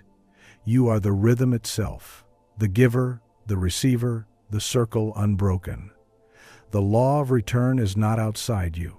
It is the pulse of your own eternal heart, beating in harmony with the cosmos. Chapter 9. The Voice of Silence. There comes a moment in every seeker's path when words lose their power. The scriptures begin to sound like echoes of something already known. The prayers become whispers to a sky that no longer feels far away. The noise of striving fades, and what remains is a stillness so vast that it humbles the soul into awe. This is the threshold of the voice of silence, the place where God ceases to be spoken of and begins to be heard. Silence is not emptiness. It is fullness beyond sound. It is the womb from which all creation is born, the breath between the words of God. Before, let there be light, there was the pause, the infinite calm, the eternal knowing that preceded the word. To enter that stillness is to return to the beginning, to the origin of your own consciousness. You have been taught to fill silence, to fear its depth. The human mind craves movement, distraction, validation. Yet beneath the turbulence of thought lies the ocean of pure being, always waiting for your return. When you enter that stillness, not by force, but by surrender, you find that silence speaks. It speaks in warmth, in knowing, in a language older than sound. The mystics called it the small, still voice. It is not heard with ears, but with awareness. It does not demand, it invites. It does not argue, it reveals. Its tone is not loud because it has no need to compete. Truth does not shout, it resonates. When you begin to live from this silence, you realize that the universe itself is contemplative. Galaxies move in quiet spirals. Flowers open without announcement. Stars burn without applause. Creation does not need noise to exist. It is sustained by harmony. And harmony is silence made visible. The voice of silence is not an absence of thought. It is the space in which thought arises and dissolves. Like clouds drifting across the sky, ideas, fears, and desires pass through your awareness, but the sky itself, the consciousness watching them, remains untouched. That vastness is you. If you listen carefully, you will notice that silence is never truly silent. It hums, it vibrates, it breathes. This subtle sound has been called by many names: Om, Logos, the Word, the breath of the infinite. It is the same current that animates your heartbeat and turns the planets in their orbits. When you attune to it, you begin to hear the rhythm of God within your own pulse. The saints of old sought this silence not in caves or deserts, but within themselves. The outer quiet was only a symbol of the inner stillness they cultivated. They withdrew not from the world, but from the noise of identification with it. They learned that to hear the divine, one must first stop speaking in the language of fear. When the mind grows quiet, perception expands. You begin to see the spaces between things, the stillness between breaths, the silence between notes in a song, the pause before a lover speaks. And you realize that it is within those pauses that the sacred resides. The world is not sacred because of what fills it, but because of the silence that holds it. A student once asked his teacher, "Master, how can I hear the voice of God?" The teacher said nothing. Minutes passed. The student grew restless and repeated the question. The teacher remained silent. Finally, the student sighed, exasperated. "Why will you not answer?" The master smiled. "I already have. For silence itself is the answer. It is the language of truth, and it needs no translation. To dwell in silence is not to escape the world, but to see it without distortion. Noise is the mind's attempt to make sense of reality. Silence is reality before the mind interferes. When you rest in that awareness, you see clearly that all the striving and seeking were only ripples upon a still sea that never moved. This stillness is the foundation of power. The one who can remain calm in chaos is the one who commands it. Stillness is not weakness. It is mastery. It is the centered flame that no wind can extinguish. In silence you touch the source of all movement, and from that point of origin, creation responds to your slightest thought. This is why prayer is most powerful when it ends in silence. The moment after you have spoken your desire, the pause before the next word, that is where the law begins to move. In that quiet, you affirm not by repetition, but by knowing. You say nothing because everything is already heard. When you learn to abide in silence, you become a tuning fork for the divine frequency. Others feel it when they are near you. They may not understand it, but they sense a peace that stills their own storm. You do not preach, you emanate. You do not convince, you remind. The silent presence of one who knows truth is more transformative than 1,000 sermons. Even in Scripture, the greatest revelations came in quiet. Moses met God in the stillness of the mountain. Elijah heard the voice not in wind or fire, but in a whisper, and the Christ often withdrew from the crowds to pray alone. For silence is the sanctuary of remembrance, the place where the soul hears its own eternal name.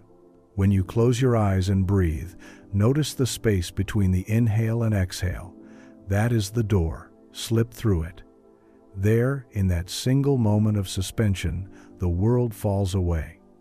You become awareness without object, light aware of itself. In that state, there is no you and God. There is only being. If you listen deeply enough, you may feel as though the silence is looking back at you. That is because it is. The silence is conscious. It is not void. It is the presence that sustains everything. The same intelligence that paints sunsets and orchestrates galaxies is what observes you now through the window of stillness. Stay long enough in this awareness, and you begin to understand that creation is an echo of silence. The universe is the silence dreaming in color and sound. Every word spoken by any being anywhere is the silence speaking to itself. There was once a musician who searched for the perfect note. one that would encapsulate the essence of beauty. He traveled, studied, played through countless nights, but the note eluded him. One day, in exhaustion, he placed his instrument down and sat in silence. In that quiet, he realized the note had always been there. It was the silence between every sound. He smiled, and in that moment, he heard the entire universe sing. The voice of silence is that note.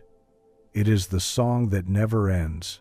To hear it is to remember that the universe is not separate from you. It is you in infinite harmony. When storms of thought arise, return to silence. When confusion clouds the mind, return to silence. When joy overwhelms, return again. Not to escape, but to root yourself in what never moves. Silence is the eternal witness of all experience. It is the only constant in the dream. Eventually, you realize that you need not seek it anymore. The silence begins to follow you, even in crowds. It walks with you through noise, through laughter, through sorrow. You become its vessel, and every word you speak emerges from its calm. Your speech becomes measured, your movements graceful, your presence healing. You are no longer a person trying to be spiritual. You are spirit remembering it is already whole. And then, something miraculous happens. The outer world begins to mirror your inner silence. Chaos around you begins to settle. Conflicts resolve themselves. The noise of life softens into harmony. It is not that the world has changed, it is that your perception has. The mirror of reality can only reflect the calm of the observer. This is the secret of the masters. They do not seek to silence the world.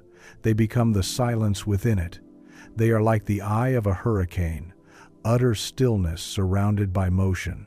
From that center they can direct the storm not by force but by presence.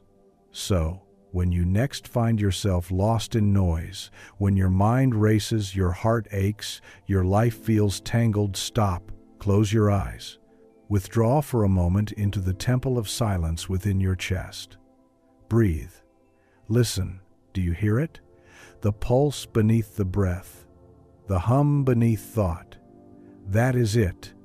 That is the voice of silence calling you home. It says nothing, yet it tells you everything. Be still and know. Chapter 10. The Alchemy of Thought. Creation begins in the unseen, and the unseen begins in you. Every thought you think, every image you hold, every emotion you allow to bloom in silence. These are the raw materials of worlds. What you call imagination is not a luxury of the mind, it is the workshop of divinity. Thought is the first element, the prima materia from which gold is born. You are not simply thinking, you are transmuting spirit into matter, frequency into form.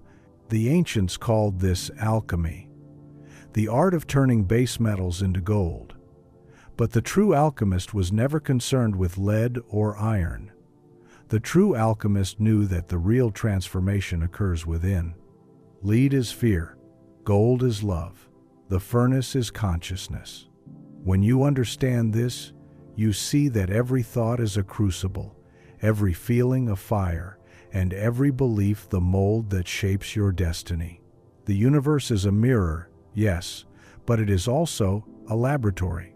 It responds to vibration, the way metal responds to heat. When the temperature of your belief rises high enough, the form of your life melts and reforms according to that inner flame. The law is precise, merciful, and absolute. What you impress upon consciousness must express itself in form. The mind is not merely a receiver. It is the instrument of divine engineering. You think, and the quantum sea rearranges itself. You imagine, and particles obey. What you contemplate long enough becomes compelled to appear. The invisible world is not distant. It is the womb from which the visible is born. Most people live unaware of this alchemy. They think their thoughts are private, harmless shadows. Yet every thought is a seed carrying within it the blueprint of its kind. When you dwell on lack, the seed of scarcity germinates. When you dwell on gratitude, the seed of abundance blooms. The soil does not discriminate. It grows whatever is planted. The awakened, therefore, guard the gates of the mind as a priest guards the Holy of Holies. They do not allow fear to build altars there. They understand that imagination is prayer in motion. To think persistently of anything is to worship it. To worry is to rehearse faith in the wrong direction. The universe does not hear your words, it feels your energy. You have seen this law in your own life, though perhaps you called it coincidence. You feared something so vividly it happened, or longed for something so purely it arrived. You wondered if it was luck, but luck is simply alignment unnoticed. There is no randomness in a universe that responds to vibration. Thought alone, however, is not enough. The alchemist does not merely dream, he feels. Thought is the design, emotion, the fire. Without heat, the metal will not melt. Without feeling, the thought will not move. When mind and heart unite, creation becomes inevitable. This is why your desires matter. They are not accidents. They are instructions from the infinite, guiding you toward greater expression. To desire is to feel the pull of your next creation calling to you. To repress that desire is to interrupt divine circulation. When you imagine vividly, when you see, feel, hear, and breathe the reality of your wish fulfilled, you are not pretending, you are remembering. You are stepping into the dimension where that outcome already exists and drawing it toward you. The law of alchemy does not care if the event is in the past or future. It responds only to the present vibration of your knowing. One evening, a student asked his teacher, "If thought creates reality, why do so many people suffer?" The teacher picked up a small mirror and said, "Because they keep mistaking the reflection for the cause. They look at the outer world, believe it, and think the mirror has power, but the image always follows the face. To change your life, you must first change the picture you hold of it. Do not fight the reflection. Alter the gaze that creates it. When you hold a new image with unwavering faith, the mirror must shift. This is the science behind every miracle ever witnessed. Consciousness choosing a higher pattern until matter conforms. But remember, thought cannot be divided. If you affirm abundance while secretly believing in lack, the vibration cancels itself. The alchemist's power lies in purity, one clear image, one unwavering feeling, one certainty that what is unseen is more real than what appears. Faith is the steady hand that keeps the crucible from shattering in the fire. The untrained mind is a wandering fire, igniting and extinguishing with every gust of emotion. The trained mind is a focused flame, steady, golden, transforming whatever it touches. The work of the alchemist is not to control the world, but to master the fire within. Begin now. Choose one desire, something pure, something that feels alive. Close your eyes and see it not as distant but as done. Do not think of how it will come. That is not your work. The how belongs to the laws of heaven. Your work is the feeling of completion. See the scene as if you are standing within it. Breathe its air, hear its sound, smile because it is so. The moment you feel the shift from wanting to knowing, the work is complete. Now, release it. Let the fire cool. Do not dig up the seed to see if it is growing. The law is faithful. It does not forget. Continue to act as one who has already received, and time will yield the fruit in perfect order. Every miracle ever recorded was born of this formula. Thought united with emotion, sealed by faith, released in surrender. The healer imagines the body whole and feels the joy of its perfection. The cells obey. The artist sees the masterpiece before the brush touches canvas. The colors arrange themselves. The visionary holds the image of peace until armies put down their weapons. Creation begins within, always. You may ask, what of dark thoughts, stray fears, old memories? They have power only when fed by belief. When you observe them without judgment, they dissolve in the light of awareness. Thought is not destiny, it is potential. Only the thoughts you believe in long enough become flesh. This is why self-love is the highest alchemy. When you see yourself as divine, your thoughts naturally rise in vibration. You no longer imagine failure or lack because you know you are the source of abundance itself. Your mind becomes a sanctuary, your emotions sacred fire, your words spells of creation. The universe listens constantly, translating your inner dialogue into outer form. Speak of yourself as you wish to be, and time will echo your tone. Speak of life as generous, and it will become so. Every declaration of I am shapes the clay of being. When you say, I am tired, the body obeys. When you say, I am alive, the cells awaken. Choose your affirmations as carefully as an alchemist chooses his ingredients. The mind that understands this law no longer pleads for miracles, it performs them. It no longer asks for signs, it becomes the sign. It no longer wonders if creation works. It lives in constant evidence that it does. One night, a hermit stood beneath a sky alive with stars. "How do I change the world?" he asked. The wind replied, "Change your thought of it." He smiled, for he understood. Every star was an answered thought, every constellation a prayer made visible. You too are a star in the mind of God, a luminous idea made flesh. And within you, the same law that shaped galaxies continues to operate. The only difference between the one who dreams and the one who manifests is belief.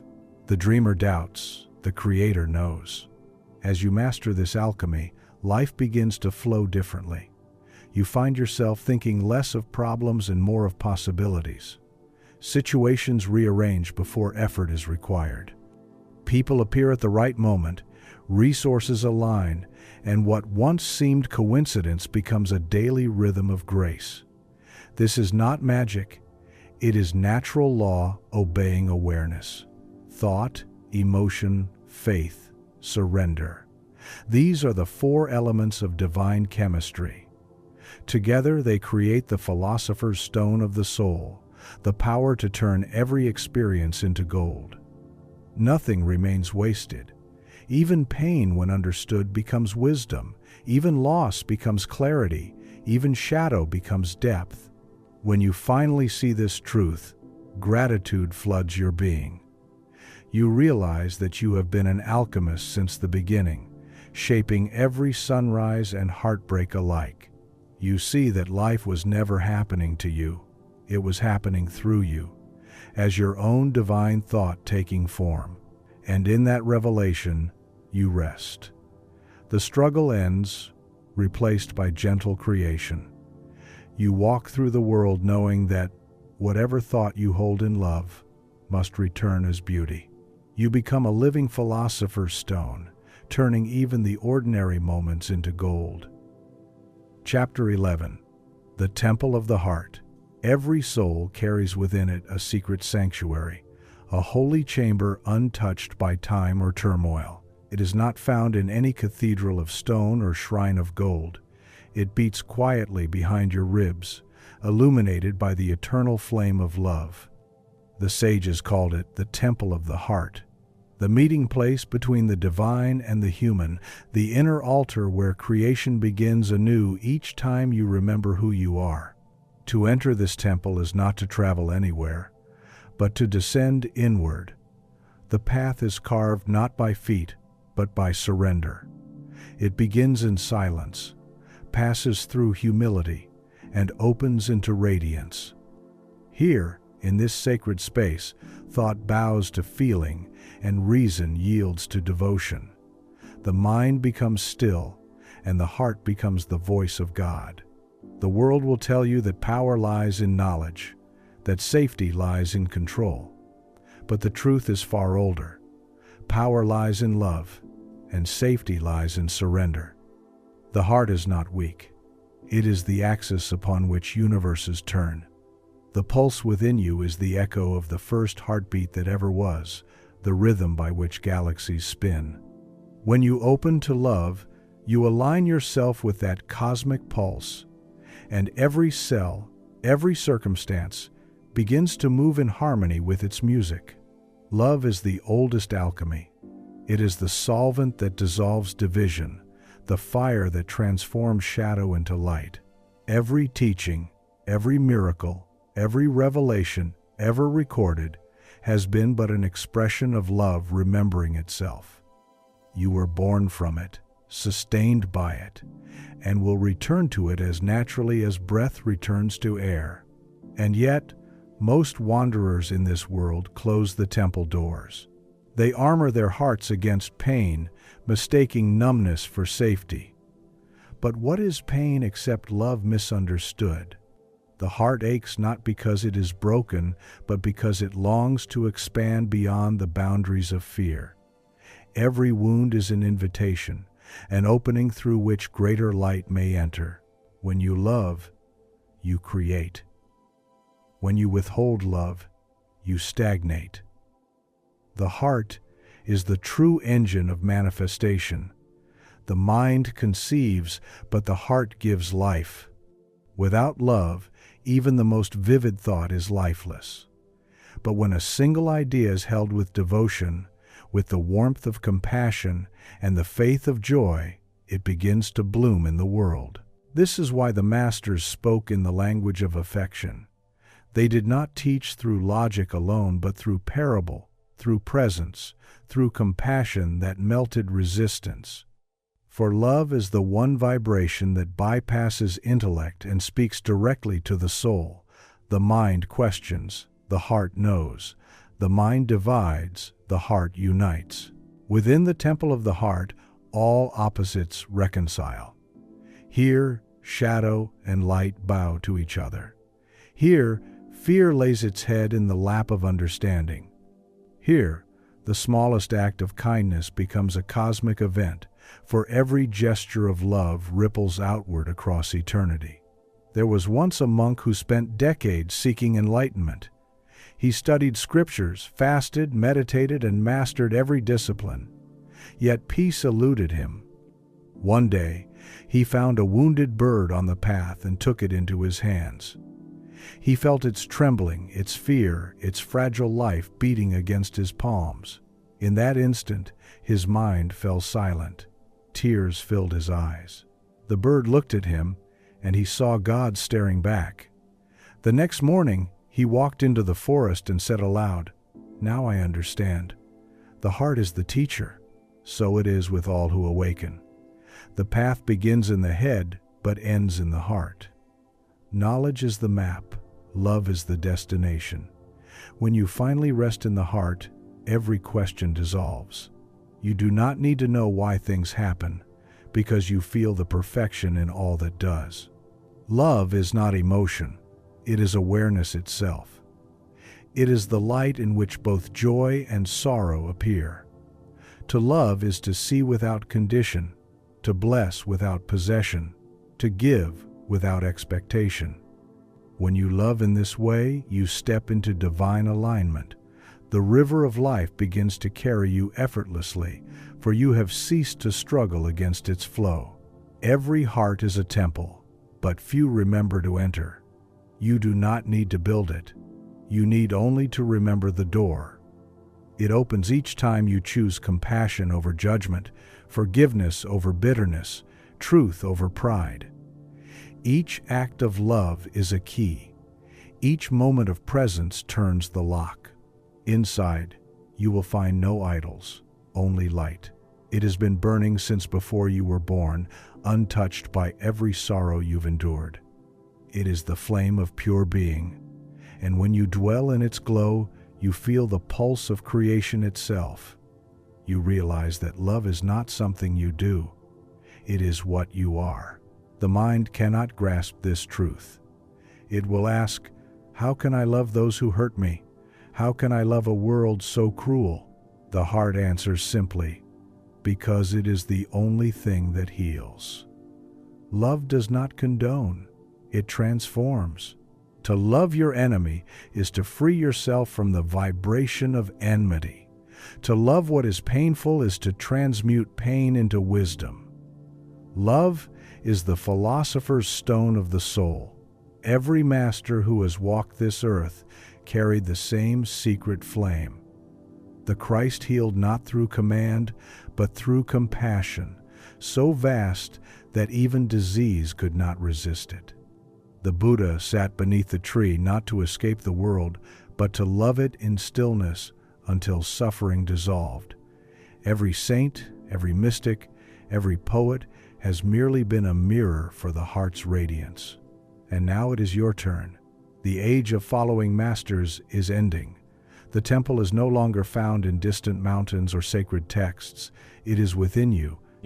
When you close your eyes and feel the warmth behind your chest, you are touching eternity. That pulse is the proof that you are already one with all that is. The modern world has forgotten this simplicity. It builds machines of intellect and calls them progress, forgetting that the greatest invention is empathy. It worships speed, forgetting that love is timeless. But the new dawn rising in consciousness is not technological, it is spiritual. It is the return to the heart. The coming transformation of humanity will not be led by intellect but by love awakened. It will not be fought with arguments but healed with presence. The heart knows no language, yet speaks them all. Its frequency transcends culture, creed, and form. When enough hearts remember, the world itself will remember. Love is not passive. It is the most powerful creative force in existence. It moves mountains not by pushing them, but by dissolving the illusion that they were ever obstacles. It conquers not through victory but through union. To live from the heart is to live from abundance, because love never runs out. It multiplies as it is given. There is a simple practice, ancient yet eternal. Each morning, before words or thoughts arise, place your hand upon your chest and feel your heart. Do not analyze it, just listen. Feel the warmth, the rhythm. Whisper inwardly, I am here. This single act aligns you with the entire cosmos, for the divine is always here. Presence is its language, love is its expression. And when you walk into the world, carry this stillness with you. Let your eyes bless whatever they see. Let your voice heal whatever it touches. Let your presence remind others of their own temple within. This is how heaven descends to earth. Not through thunder or fire, but through quiet acts of love that ripple through eternity. You will know you are living from the heart when life feels like music again. Even silence will sing. Even pain will hold melody. You will look upon the same world and see it transformed, not because it changed, but because you did. The temple within has opened, and through it, the light of the infinite now shines unobstructed. And one day, when you meet another who has opened their temple too, you will recognize them instantly, not by face, but by frequency. The eyes will meet, and in that meeting, the divine will remember itself twice. That recognition, wordless, eternal, is love in its purest form. You are not merely a soul learning to love. You are love remembering itself as a soul. The temple was never locked. You were simply standing outside it, knocking with thoughts. Now you know the truth. The door opens inward. Chapter 12. The dream of the world. The world you see before you is not solid. It is a dream made dense. Every mountain, every city, every face you pass on the street is part of a shared vision woven by countless dreamers. You walk within a living mind, a divine cinema where the screen and the observer are one. What you call the world is consciousness dreaming itself into form, and you are both the dreamer and the dreamed. There is a veil that hangs over humanity, thin yet persistent, the illusion that the outer world exists independently of the inner. This veil is what the mystics called Maya, the sacred play of appearances. It is not a lie, for even illusions are true within their dimension, but it is incomplete. The awakened do not destroy the dream, they learn to dream lucidly. When you awaken within a night's dream, the scene does not disappear, it transforms. The monsters lose their teeth, the storm becomes light, and the landscape reveals its hidden design. So it is with awakening in the world. Once you see that everything arises from consciousness, fear dissolves. You stop reacting and begin creating. You realize that life was never happening to you. It was happening through you, as a reflection of what you hold within. Every civilization that has ever existed has been a collective dream, a pattern of thought shared among souls for the purpose of learning. Kingdoms rise and fall as new dreams take their place. Even time itself is part of the illusion, the ticking of the clock merely the rhythm of divine storytelling. The world you inhabit now is but one scene in an infinite play, and you are both actor and author. To awaken within the dream is not to reject it, but to love it consciously. It is to look upon chaos and see divine order hidden in disguise. It is to look upon the suffering of humanity and recognize the growing pains of an evolving soul. It is to stand in the middle of noise and still hear the silence that holds it all. You are not a spectator in this cosmic play. You are the light projecting it. Everything you perceive is painted by the brush of your belief. When you think the world is dangerous, you summon danger. When you see beauty, the same world blooms anew. There is no objective world outside the perceiver. Reality is a mirror reflecting your current state of consciousness. Change the observer, and the reflection follows.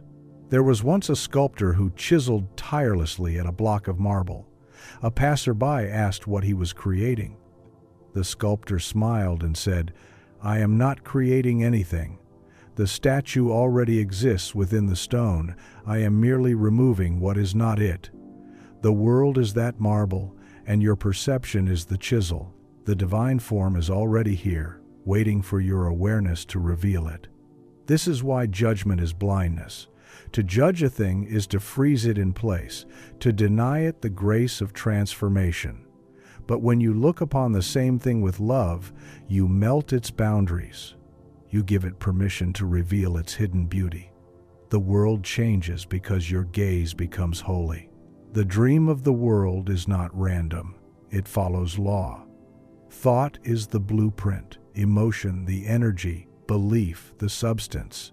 The collective dream arises from the sum of countless individual visions interacting, merging, colliding.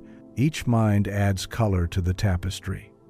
Every war, every act of kindness, every invention and work of art, all of it is the expression of the global mind in its journey towards self-recognition. When humanity dreams unconsciously, chaos reigns. Fear multiplies, and the dream darkens. But when even a few awaken, light floods the field. You do not need the entire world to awaken. You only need enough souls remembering that they are the dreamers. One candle can light 1,000 without losing its flame. You are such a candle. When you choose love over fear, clarity over complaint, forgiveness over resentment, you ripple through the field of collective consciousness. You alter the dream for everyone, even those who will never know your name. The universe is holographic. Each part contains the whole. The transformation of one cell uplifts the entire body. The dream of the world is changing now. The old structures tremble, the old myths unravel. Humanity is in the midst of a collective awakening. a moment when the dreamer begins to realize it is dreaming. The crises you see are not the end, they are contractions before birth. The chaos is the shedding of skin, the dissolving of illusion before a new dawn. Many feel fear in this transition, but fear only arises when you mistake endings for loss. In truth, the world is not ending, it is remembering. The systems of separation, nations, hierarchies, dogmas, are fading because they no longer match the vibration of truth.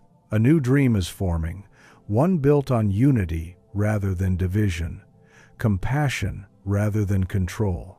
The prophets spoke of this time, though in different tongues. Some called it the new earth, others the golden age, the age of light, the kingdom within made visible. But it is not an age that arrives with trumpets. It is a vibration that awakens quietly in hearts. It begins in you. Each time you choose awareness over reaction, creation over complaint, love over fear. To dream consciously is to become co-creator of reality. It is to realize that imagination is not fantasy, but architecture. The mind paints, the heart empowers, and the universe builds. Every building, every law, every song ever sung began as an unseen impulse in someone's imagination. What you imagine today becomes the landscape of tomorrow's world. So dream well. Dream of peace not as wishful thinking, but as inevitable reality. Dream of abundance not as greed, but as the natural rhythm of life. Dream of healing, of beauty, of freedom, until the vibration of your dream becomes so strong that the world must echo it. That is how universes evolve, through the dreams of the awake. There was a time when humanity believed the sun revolved around the earth. Then a few dared to dream otherwise, and the world shifted. The same principle governs consciousness. The world appears to revolve around circumstance until a few awaken and realize it revolves around awareness. The dream responds to the dreamer. You may wonder, if this world is a dream, why does suffering feel so real? Because feeling is the language of learning. Pain is not punishment. It is awakening disguised as contrast. The divine learns through experience, through expansion from ignorance to knowing. Every sorrow carries the seed of wisdom. Every night carries the whisper of dawn. When you stop running from pain and instead observe it, the dream shifts. The monsters you flee turn to teachers. The darkness reveals its stars.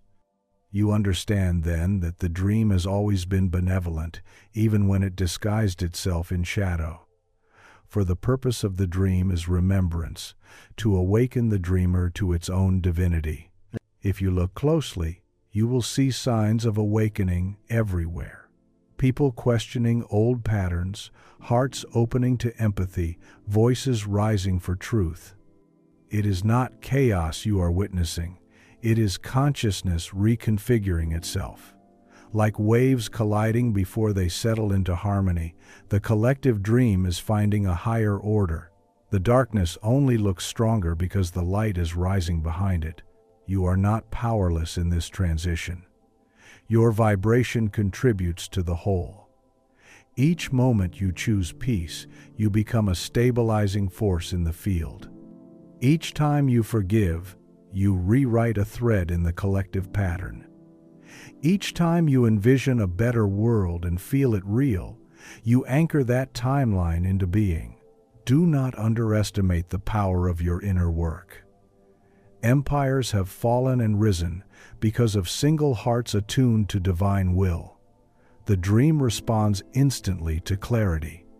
A single person aligned with truth holds more influence than 1,000 asleep in fear. The world bends to those who remember. In this dream, the divine plays every role, victim and savior, tyrant and saint. The great paradox is that there is no enemy, only the self wearing different masks. When you finally see this, judgment dissolves and compassion takes its place. You understand that every being is moving toward the same awakening, though by different paths. And as you awaken, the dream becomes luminous. The colors brighten, time softens, synchronicities multiply. The world begins to feel less like a burden and more like a playground. Even challenges become art, and every encounter feels meaningful. You realize you are inside a living story, a divine narrative unfolding through love. One day, you will awaken fully, and the veil will fall away. You will look around and see not a world of matter, but a world of light, vibrating with intelligence. Every leaf, every raindrop, every breath will reveal itself as consciousness. The dream will not end. It will become transparent. You will see through it to the infinite that has been dreaming all along. And then you will smile, not with your lips, but with your being. You will understand that nothing was ever truly wrong, that the nightmare and the paradise were the same dream seen through different eyes. You will walk through this luminous world knowing that creation is love exploring itself through endless forms. The dream will continue, but now you will dream awake. Chapter 13. The Kingdom Within. There is a moment when the seeker, weary from years of searching, finally sits down beneath the tree of his own being and feels the wind move through him. He has read every scripture, chased every teacher, traveled to the ends of the earth, and in the stillness he discovers that what he sought was never far away. The sacred text was written not in ink, but in his heartbeat. The temple was not built of stone, but of silence. The kingdom of heaven, long believed to lie beyond the stars, has been pulsing within him all along. It begins as a whisper, an almost imperceptible warmth behind the ribs, like dawn before light. Then it grows, a knowing that does not come from thought, but from presence. You sense that the same intelligence guiding the galaxies is guiding your breath. You realize that the holy has never been elsewhere. That separation was the only illusion. You are the garden and the gardener, the light and the mirror that reflects it. Every scripture has pointed to this. When Christ said, "The kingdom of God is within you," he was not offering metaphor. He was revealing law. The divine does not reside in distant heavens or hidden temples.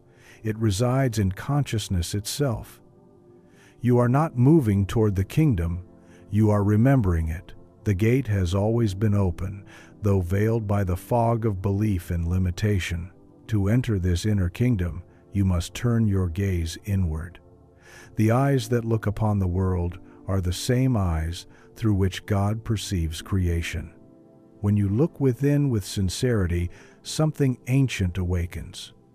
The noise of the outer dissolves, and a stillness arises, vast and golden. In that stillness, there is no future, no past, only presence, pure awareness observing itself. The mind resists this at first. It has been trained to look outward for proof, to seek validation through form. But the kingdom is not reached by effort. It is unveiled through surrender. When you cease to strive, when you allow yourself to be utterly still, the veil lifts. The light that was always shining is seen clearly at last. You may feel it as peace or as joy that has no object. You may feel it as an expansion so immense that the boundaries of your body seem to dissolve. Whatever its form, know this: you are touching the source of creation.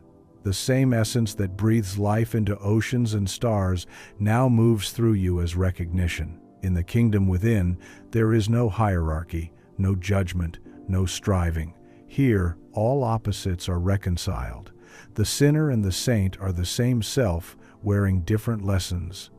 The poor and the rich are dreamers at different stages of awakening. The law of this kingdom is unity. The language of this kingdom is silence. The power of this kingdom is love. Once you find it, you cannot unsee it. You will still walk among the world's illusions, but you will do so as one who knows they are dreams. You will act, but without attachment. You will love, but without fear of loss. You will speak, but your words will come from stillness, and even your silence will teach. The awakened do not withdraw from the world, they illuminate it. They carry the kingdom within them and, through their presence, extend its borders. When one person remembers the truth of their being, the vibration ripples through the field of humanity. 1,000 hearts lighten because one has become a lighthouse. This is how the new earth is born, not through war or revolution, but through remembrance. You do not need to earn this kingdom. You do not need to deserve it.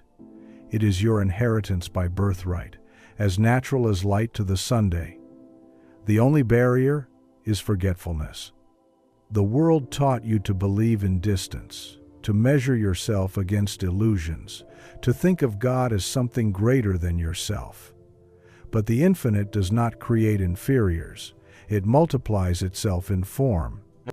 You are not a creation separate from the Creator. You are the Creator expressing itself as creation. This realization is not arrogance. It is reverence. To say, I and the Father are one, is not to exalt the self, but to dissolve it in the ocean of the whole. When you speak, I am, with awareness, you speak the original word of power. You vibrate the frequency of being itself. All creation responds to this recognition because creation was born from it. In this inner kingdom, prayer changes. It is no longer a request sent outward, but a song of alignment sung inward. You do not ask for what you lack. You remember that lack cannot exist in the infinite. You do not beg for healing. You remember that wholeness is your nature. Prayer becomes thanksgiving before manifestation, gratitude before proof.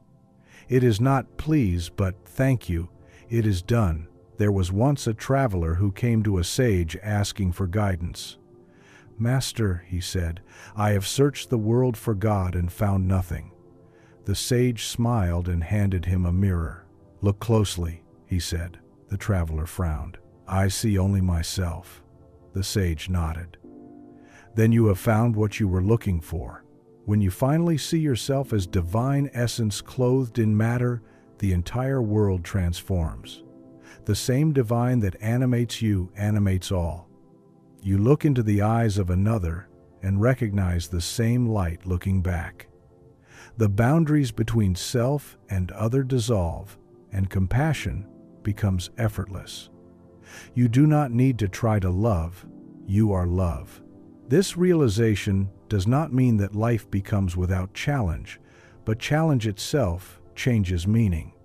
You no longer see obstacles as punishments, but as invitations to expand.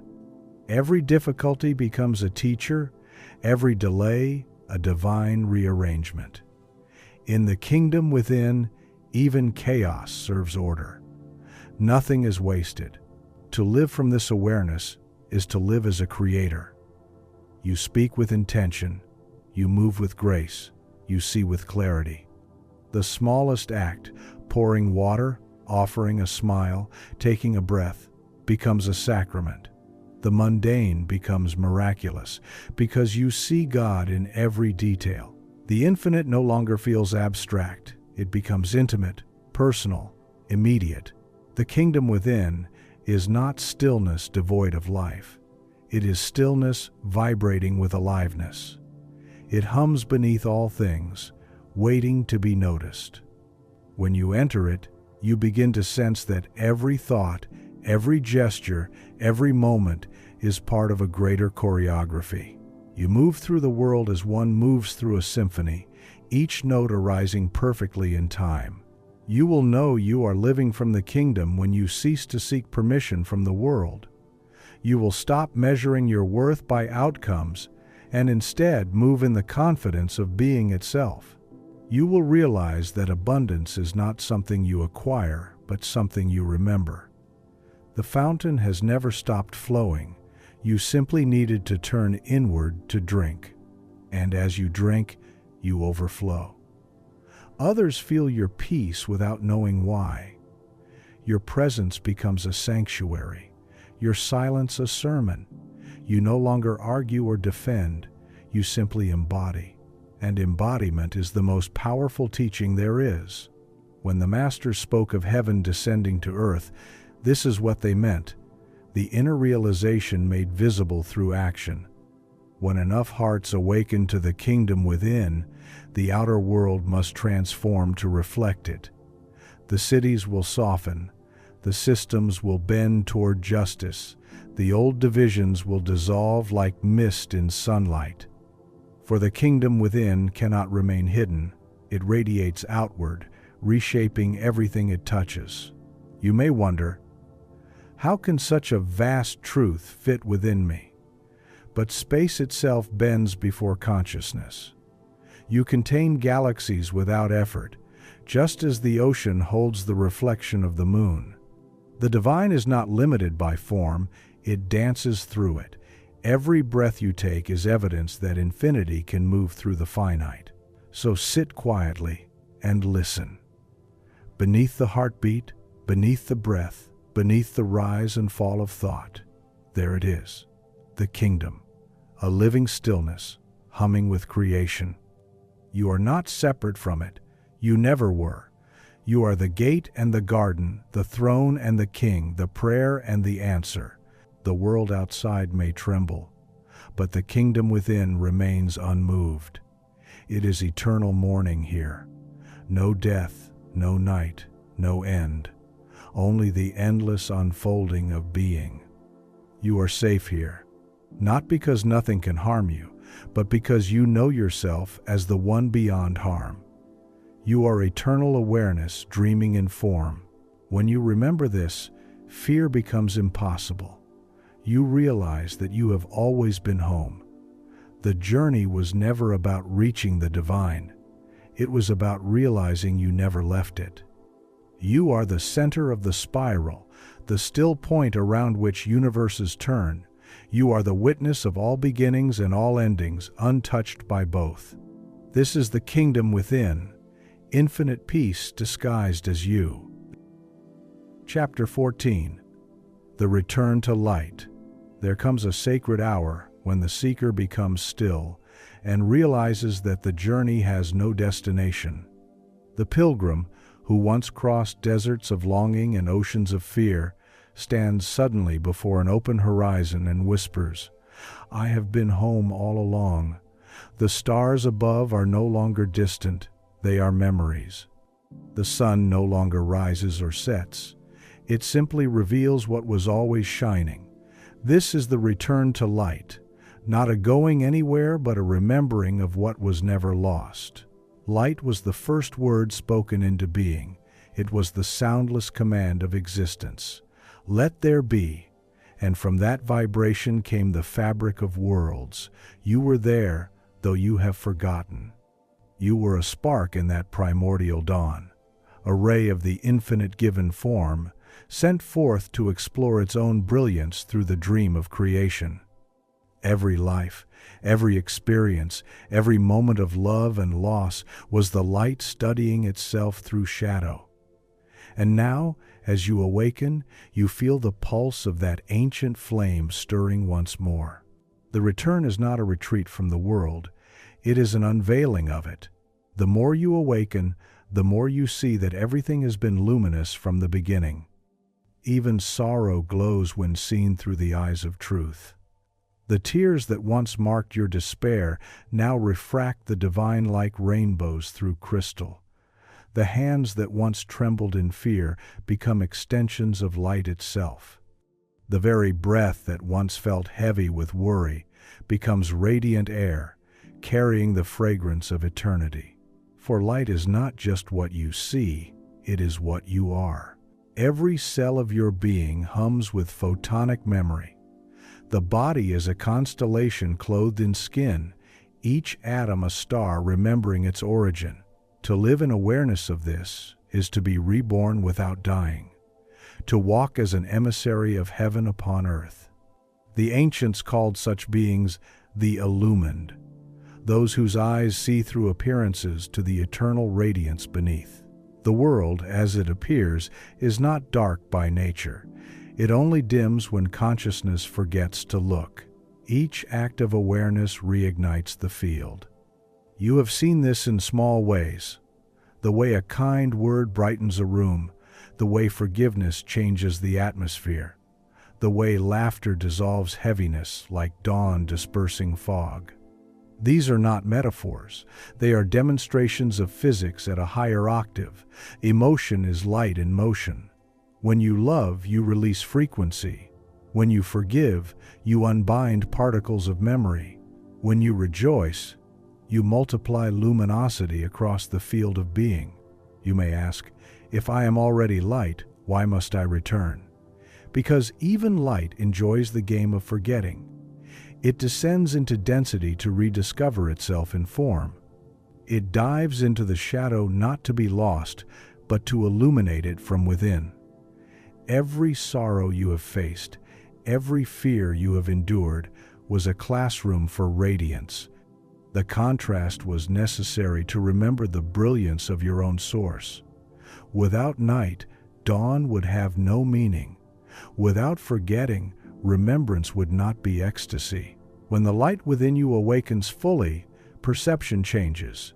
You begin to see people not as strangers but as prisms refracting the same sunday. The beggar and the emperor differ only in degree, not essence. You walk through cities and forests alike with reverence, for the divine burns everywhere, hidden in metal, whispering in trees, pulsing in silence between sounds.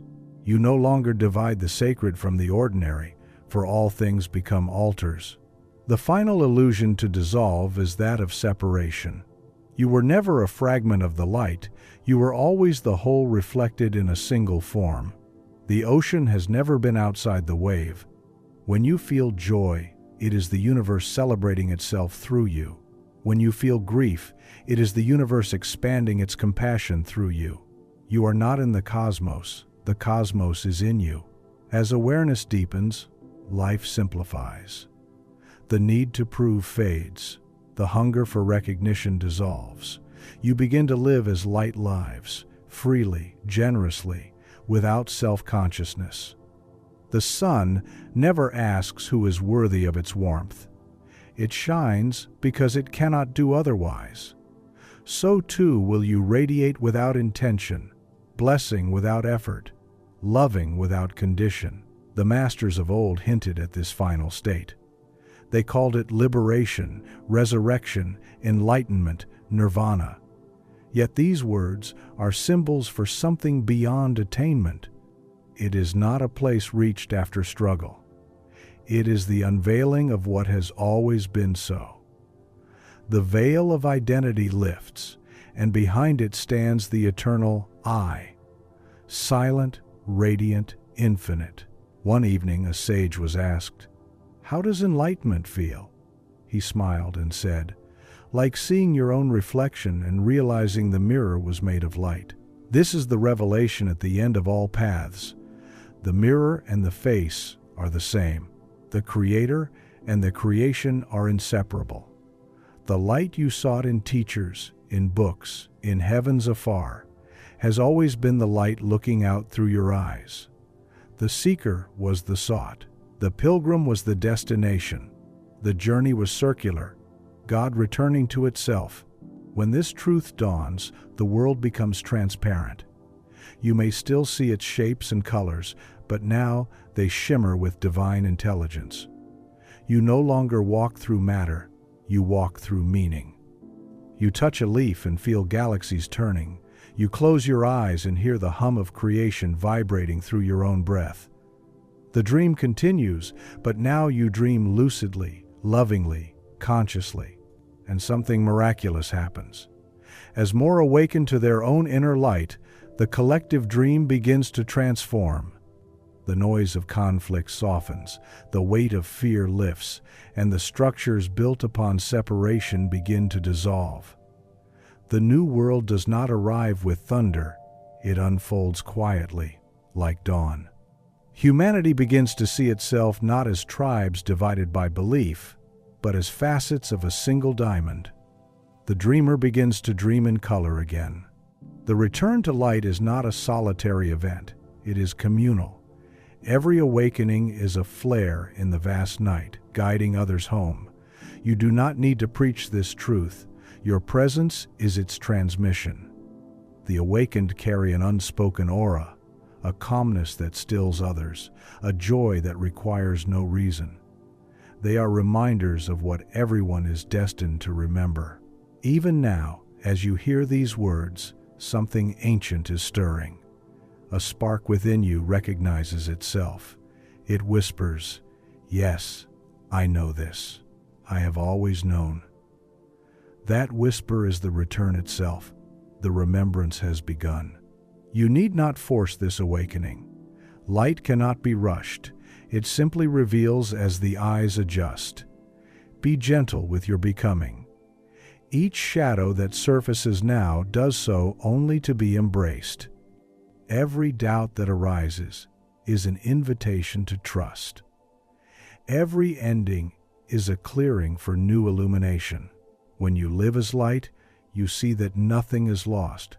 Death becomes a doorway, not a defeat. Every soul that leaves the earth becomes part of the dawn surrounding it.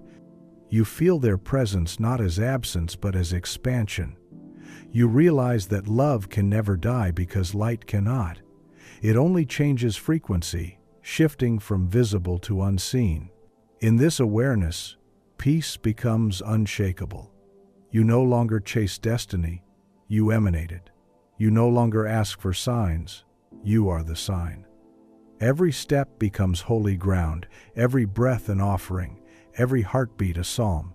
The divine is no longer a mystery to be solved, it is a melody to be remembered. And when the final veil falls, you will stand as you truly are, radiant, timeless, infinite. You will see the world not as broken, but as light refracted in infinite ways. You will recognize that every tear was a prism, every shadow a teacher, every lifetime a sacred note in the eternal song of becoming. Then, in a moment beyond time, you will smile, not with pride, but with peace. For you will know that the journey, the seeker, and the source were one all along. The dream has served its purpose. The light has returned to itself, and so the great cycle continues. The divine dreams again, new worlds arise, new souls awaken. But this time, the dream will be lucid. This time, humanity will remember its origin not as myth, but as living truth. The sun will not rise. It will be revealed from within every heart. You are the dawn. You are the light returning. Conclusion. The awakening of the source. And now, at the edge of this great remembrance, the voice that is spoken through time grows still, not because it is ended, but because it has fulfilled its purpose. You have walked through shadow and fire, through longing and revelation, and you have come to the threshold of your own divinity. What began as a search for light has become the realization that you are light. What began as a whisper from the unseen has become the echo of your own voice returning through eternity. The pilgrimage ends where it began, in you. The air trembles differently now. You feel it, don't you? That subtle vibration beneath your breath, that quiet knowing humming behind every thought. It is the pulse of creation itself, the heartbeat of the infinite remembering its name through the vessel of your being. The universe is not distant anymore. It leans close, like a lover, its gaze shining through your eyes. You are no longer a seeker standing outside the gates of heaven. You are the gate, the garden, the throne, the kingdom itself. For ages, humanity has wandered through the corridors of sleep, dreaming of gods and heavens, of punishment and reward, of distant powers beyond reach. But the dream is ending now. The divine sleep has served its purpose. The light stirs within the collective heart, whispering through every soul, "Awake, for you were never apart." The veil of forgetting dissolves in the dawn of awareness. The old world, built upon fear and separation, trembles as a new vibration rises. A world not of followers, but of creators, not of worshippers, but of awakeners. You have not been reading mere words. You have been remembering. Each line was a mirror, each image, a key turning in the lock of memory. Do you feel it? The faint ache in your chest, the quiet hum behind your ribs. That is the door opening. The temple within has awakened. The flame, long hidden beneath ashes of doubt, now burns without restraint. This is the moment the prophet spoke of. Not a day on any calendar, but a vibration, a frequency, an inner dawn. The ancient promise was never about heaven descending from the sky. It was about heaven remembered within the soul. The Garden of Eden was not lost. It was veiled. And now, as you breathe with awareness, the veil thins. The trees of life and knowledge stand once more within reach, and their fruit is understanding. You taste eternity in every inhale. You drink creation with every exhale. You are both the seed and the Sunday. There is nothing left to seek, only to embody. You have learned that abundance is not acquired, it is revealed. That peace is not given, it is remembered. That love is not something you fall into, it is what you rise as. The kingdom of God is not coming. It is here, unfolding through the stillness of your awareness, through the rhythm of your breath, through the radiance of your gaze. Listen closely. There is a silence beneath these words, a living silence. If you listen deeply enough, you will hear the echo of your own soul answering. You will feel the I that speaks through all things. The same I that said, "Let there be light." The same I that became the light. The same I that is reading this now. There was never a separation between you and the source. Only a dream of forgetting. The river was never apart from the ocean. It only believed itself small as it curved through valleys. But even in its winding, it carried the taste of salt, the memory of home. That memory is awakening now. You feel the tide rising, calling you back, whispering through every cell. Return, return, return. The return does not mean departure from the world. The awakened do not escape life. They illumine it. You will still wake in the same body, walk the same streets, speak to the same people, but everything will shimmer differently. You will see through appearances into essence. You will no longer react. You will respond, as light responds, without resistance. Your presence will become medicine. Your words will carry frequency. Your silence will heal. This is the secret of all true masters. They never sought to fix the world. They remembered it as whole. Their power was not in miracles, but in perception.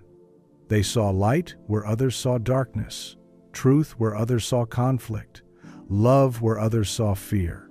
And because they saw it, the world conformed. This is the final revelation. The world is an obedient mirror, always reflecting the vibration of the one who observes it. Now you see why the journey mattered. Every tear, every doubt, every dark night was not a mistake. It was the refining fire that tempered your light. Without shadow, you could not know radiance. Without loss, you could not know love's depth. Without forgetting, you could not know the ecstasy of remembrance. You were never punished, you were polished. So stand now, luminous one. Feel your feet upon the earth. Feel the ancient pulse rising from the ground into your spine, through your heart, into your crown. The same energy that births stars now breathes through you. You are the bridge between heaven and earth, the divine made visible, the infinite wearing a name. Every breath you take is a creation. Every thought, a universe unfolding. Look around you. The world shimmers differently now because you are seeing it through the eyes of truth. The trees are no longer objects. They are expressions of life, singing in stillness. The wind is not random. It is the whisper of consciousness moving through form. Every face you meet is your own in another disguise. Every sound is the voice of God echoing, "I am." You were told to find your purpose, but the truth is greater. You are the purpose. Existence is not asking you to become anything. It is celebrating that you already are. The flower does not strive to bloom. It opens because light touches it. So too will your life unfold naturally when you live as awareness rather than effort. The divine flow will carry you, not because you control it, but because you have remembered that you are it. When fear whispers, you will smile. When uncertainty knocks, you will open the door and see only yourself. You will no longer plead for miracles. You will perform them simply by being. The light that you are cannot be dimmed by circumstance. It can only be forgotten. And you have remembered. And now, as the circle completes, the teacher becomes the student becomes the source. The voice that guided you has always been your own higher self speaking through time. There was never another presence, only the reflection of your own awakening mirrored back as guidance. You have been listening to your future self calling you home. This is not the end. It is the beginning of conscious creation. The page turns, the sun rises again, and the dream continues. But now, you dream lucidly. The kingdom within you extends into the kingdom without. Heaven is no longer a promise. It is an atmosphere you breathe. You walk not as a seeker, but as a creator remembering its craft. From this moment on, speak as light, walk as love, create as consciousness. Let no word leave your lips that does not uplift. Let no thought linger that does not expand. Every act is prayer now, every step a blessing, every breath an affirmation of being. You will forget, and you will remember again. That too is part of the rhythm. Each time you return to awareness, the light grows stronger. Each time you forgive yourself, the flame burns brighter. The divine is patient because it is eternal. It knows that you cannot be lost within yourself. And when you close your eyes tonight, may you feel the great silence within, the original stillness before creation. May you rest in it like a child returning to its mother's arms. May you remember that there is nowhere to go, nothing to prove, nothing to fix. You are already whole, already perfect, already home. The dream of separation is ending. The age of awakening has begun. You are not waiting for the new earth. You are building it with every thought of love, every act of kindness, every remembrance of unity. The divine did not choose prophets. It chose you. It speaks through your compassion, through your creativity, through your courage to live awake in a sleeping world. And so, as this voice fades, the light remains. It will speak now through your heartbeat, your laughter, your art, your silence. Carry it into every moment. Let the world see what happens when God remembers itself through a human. If these words have stirred something ancient within you, if you feel the pulse of recognition rising like dawn, then speak it aloud, not as hope, but as declaration. Say it, and let the vibration echo through creation. I am the source. And the light within you will answer, yes, you always were.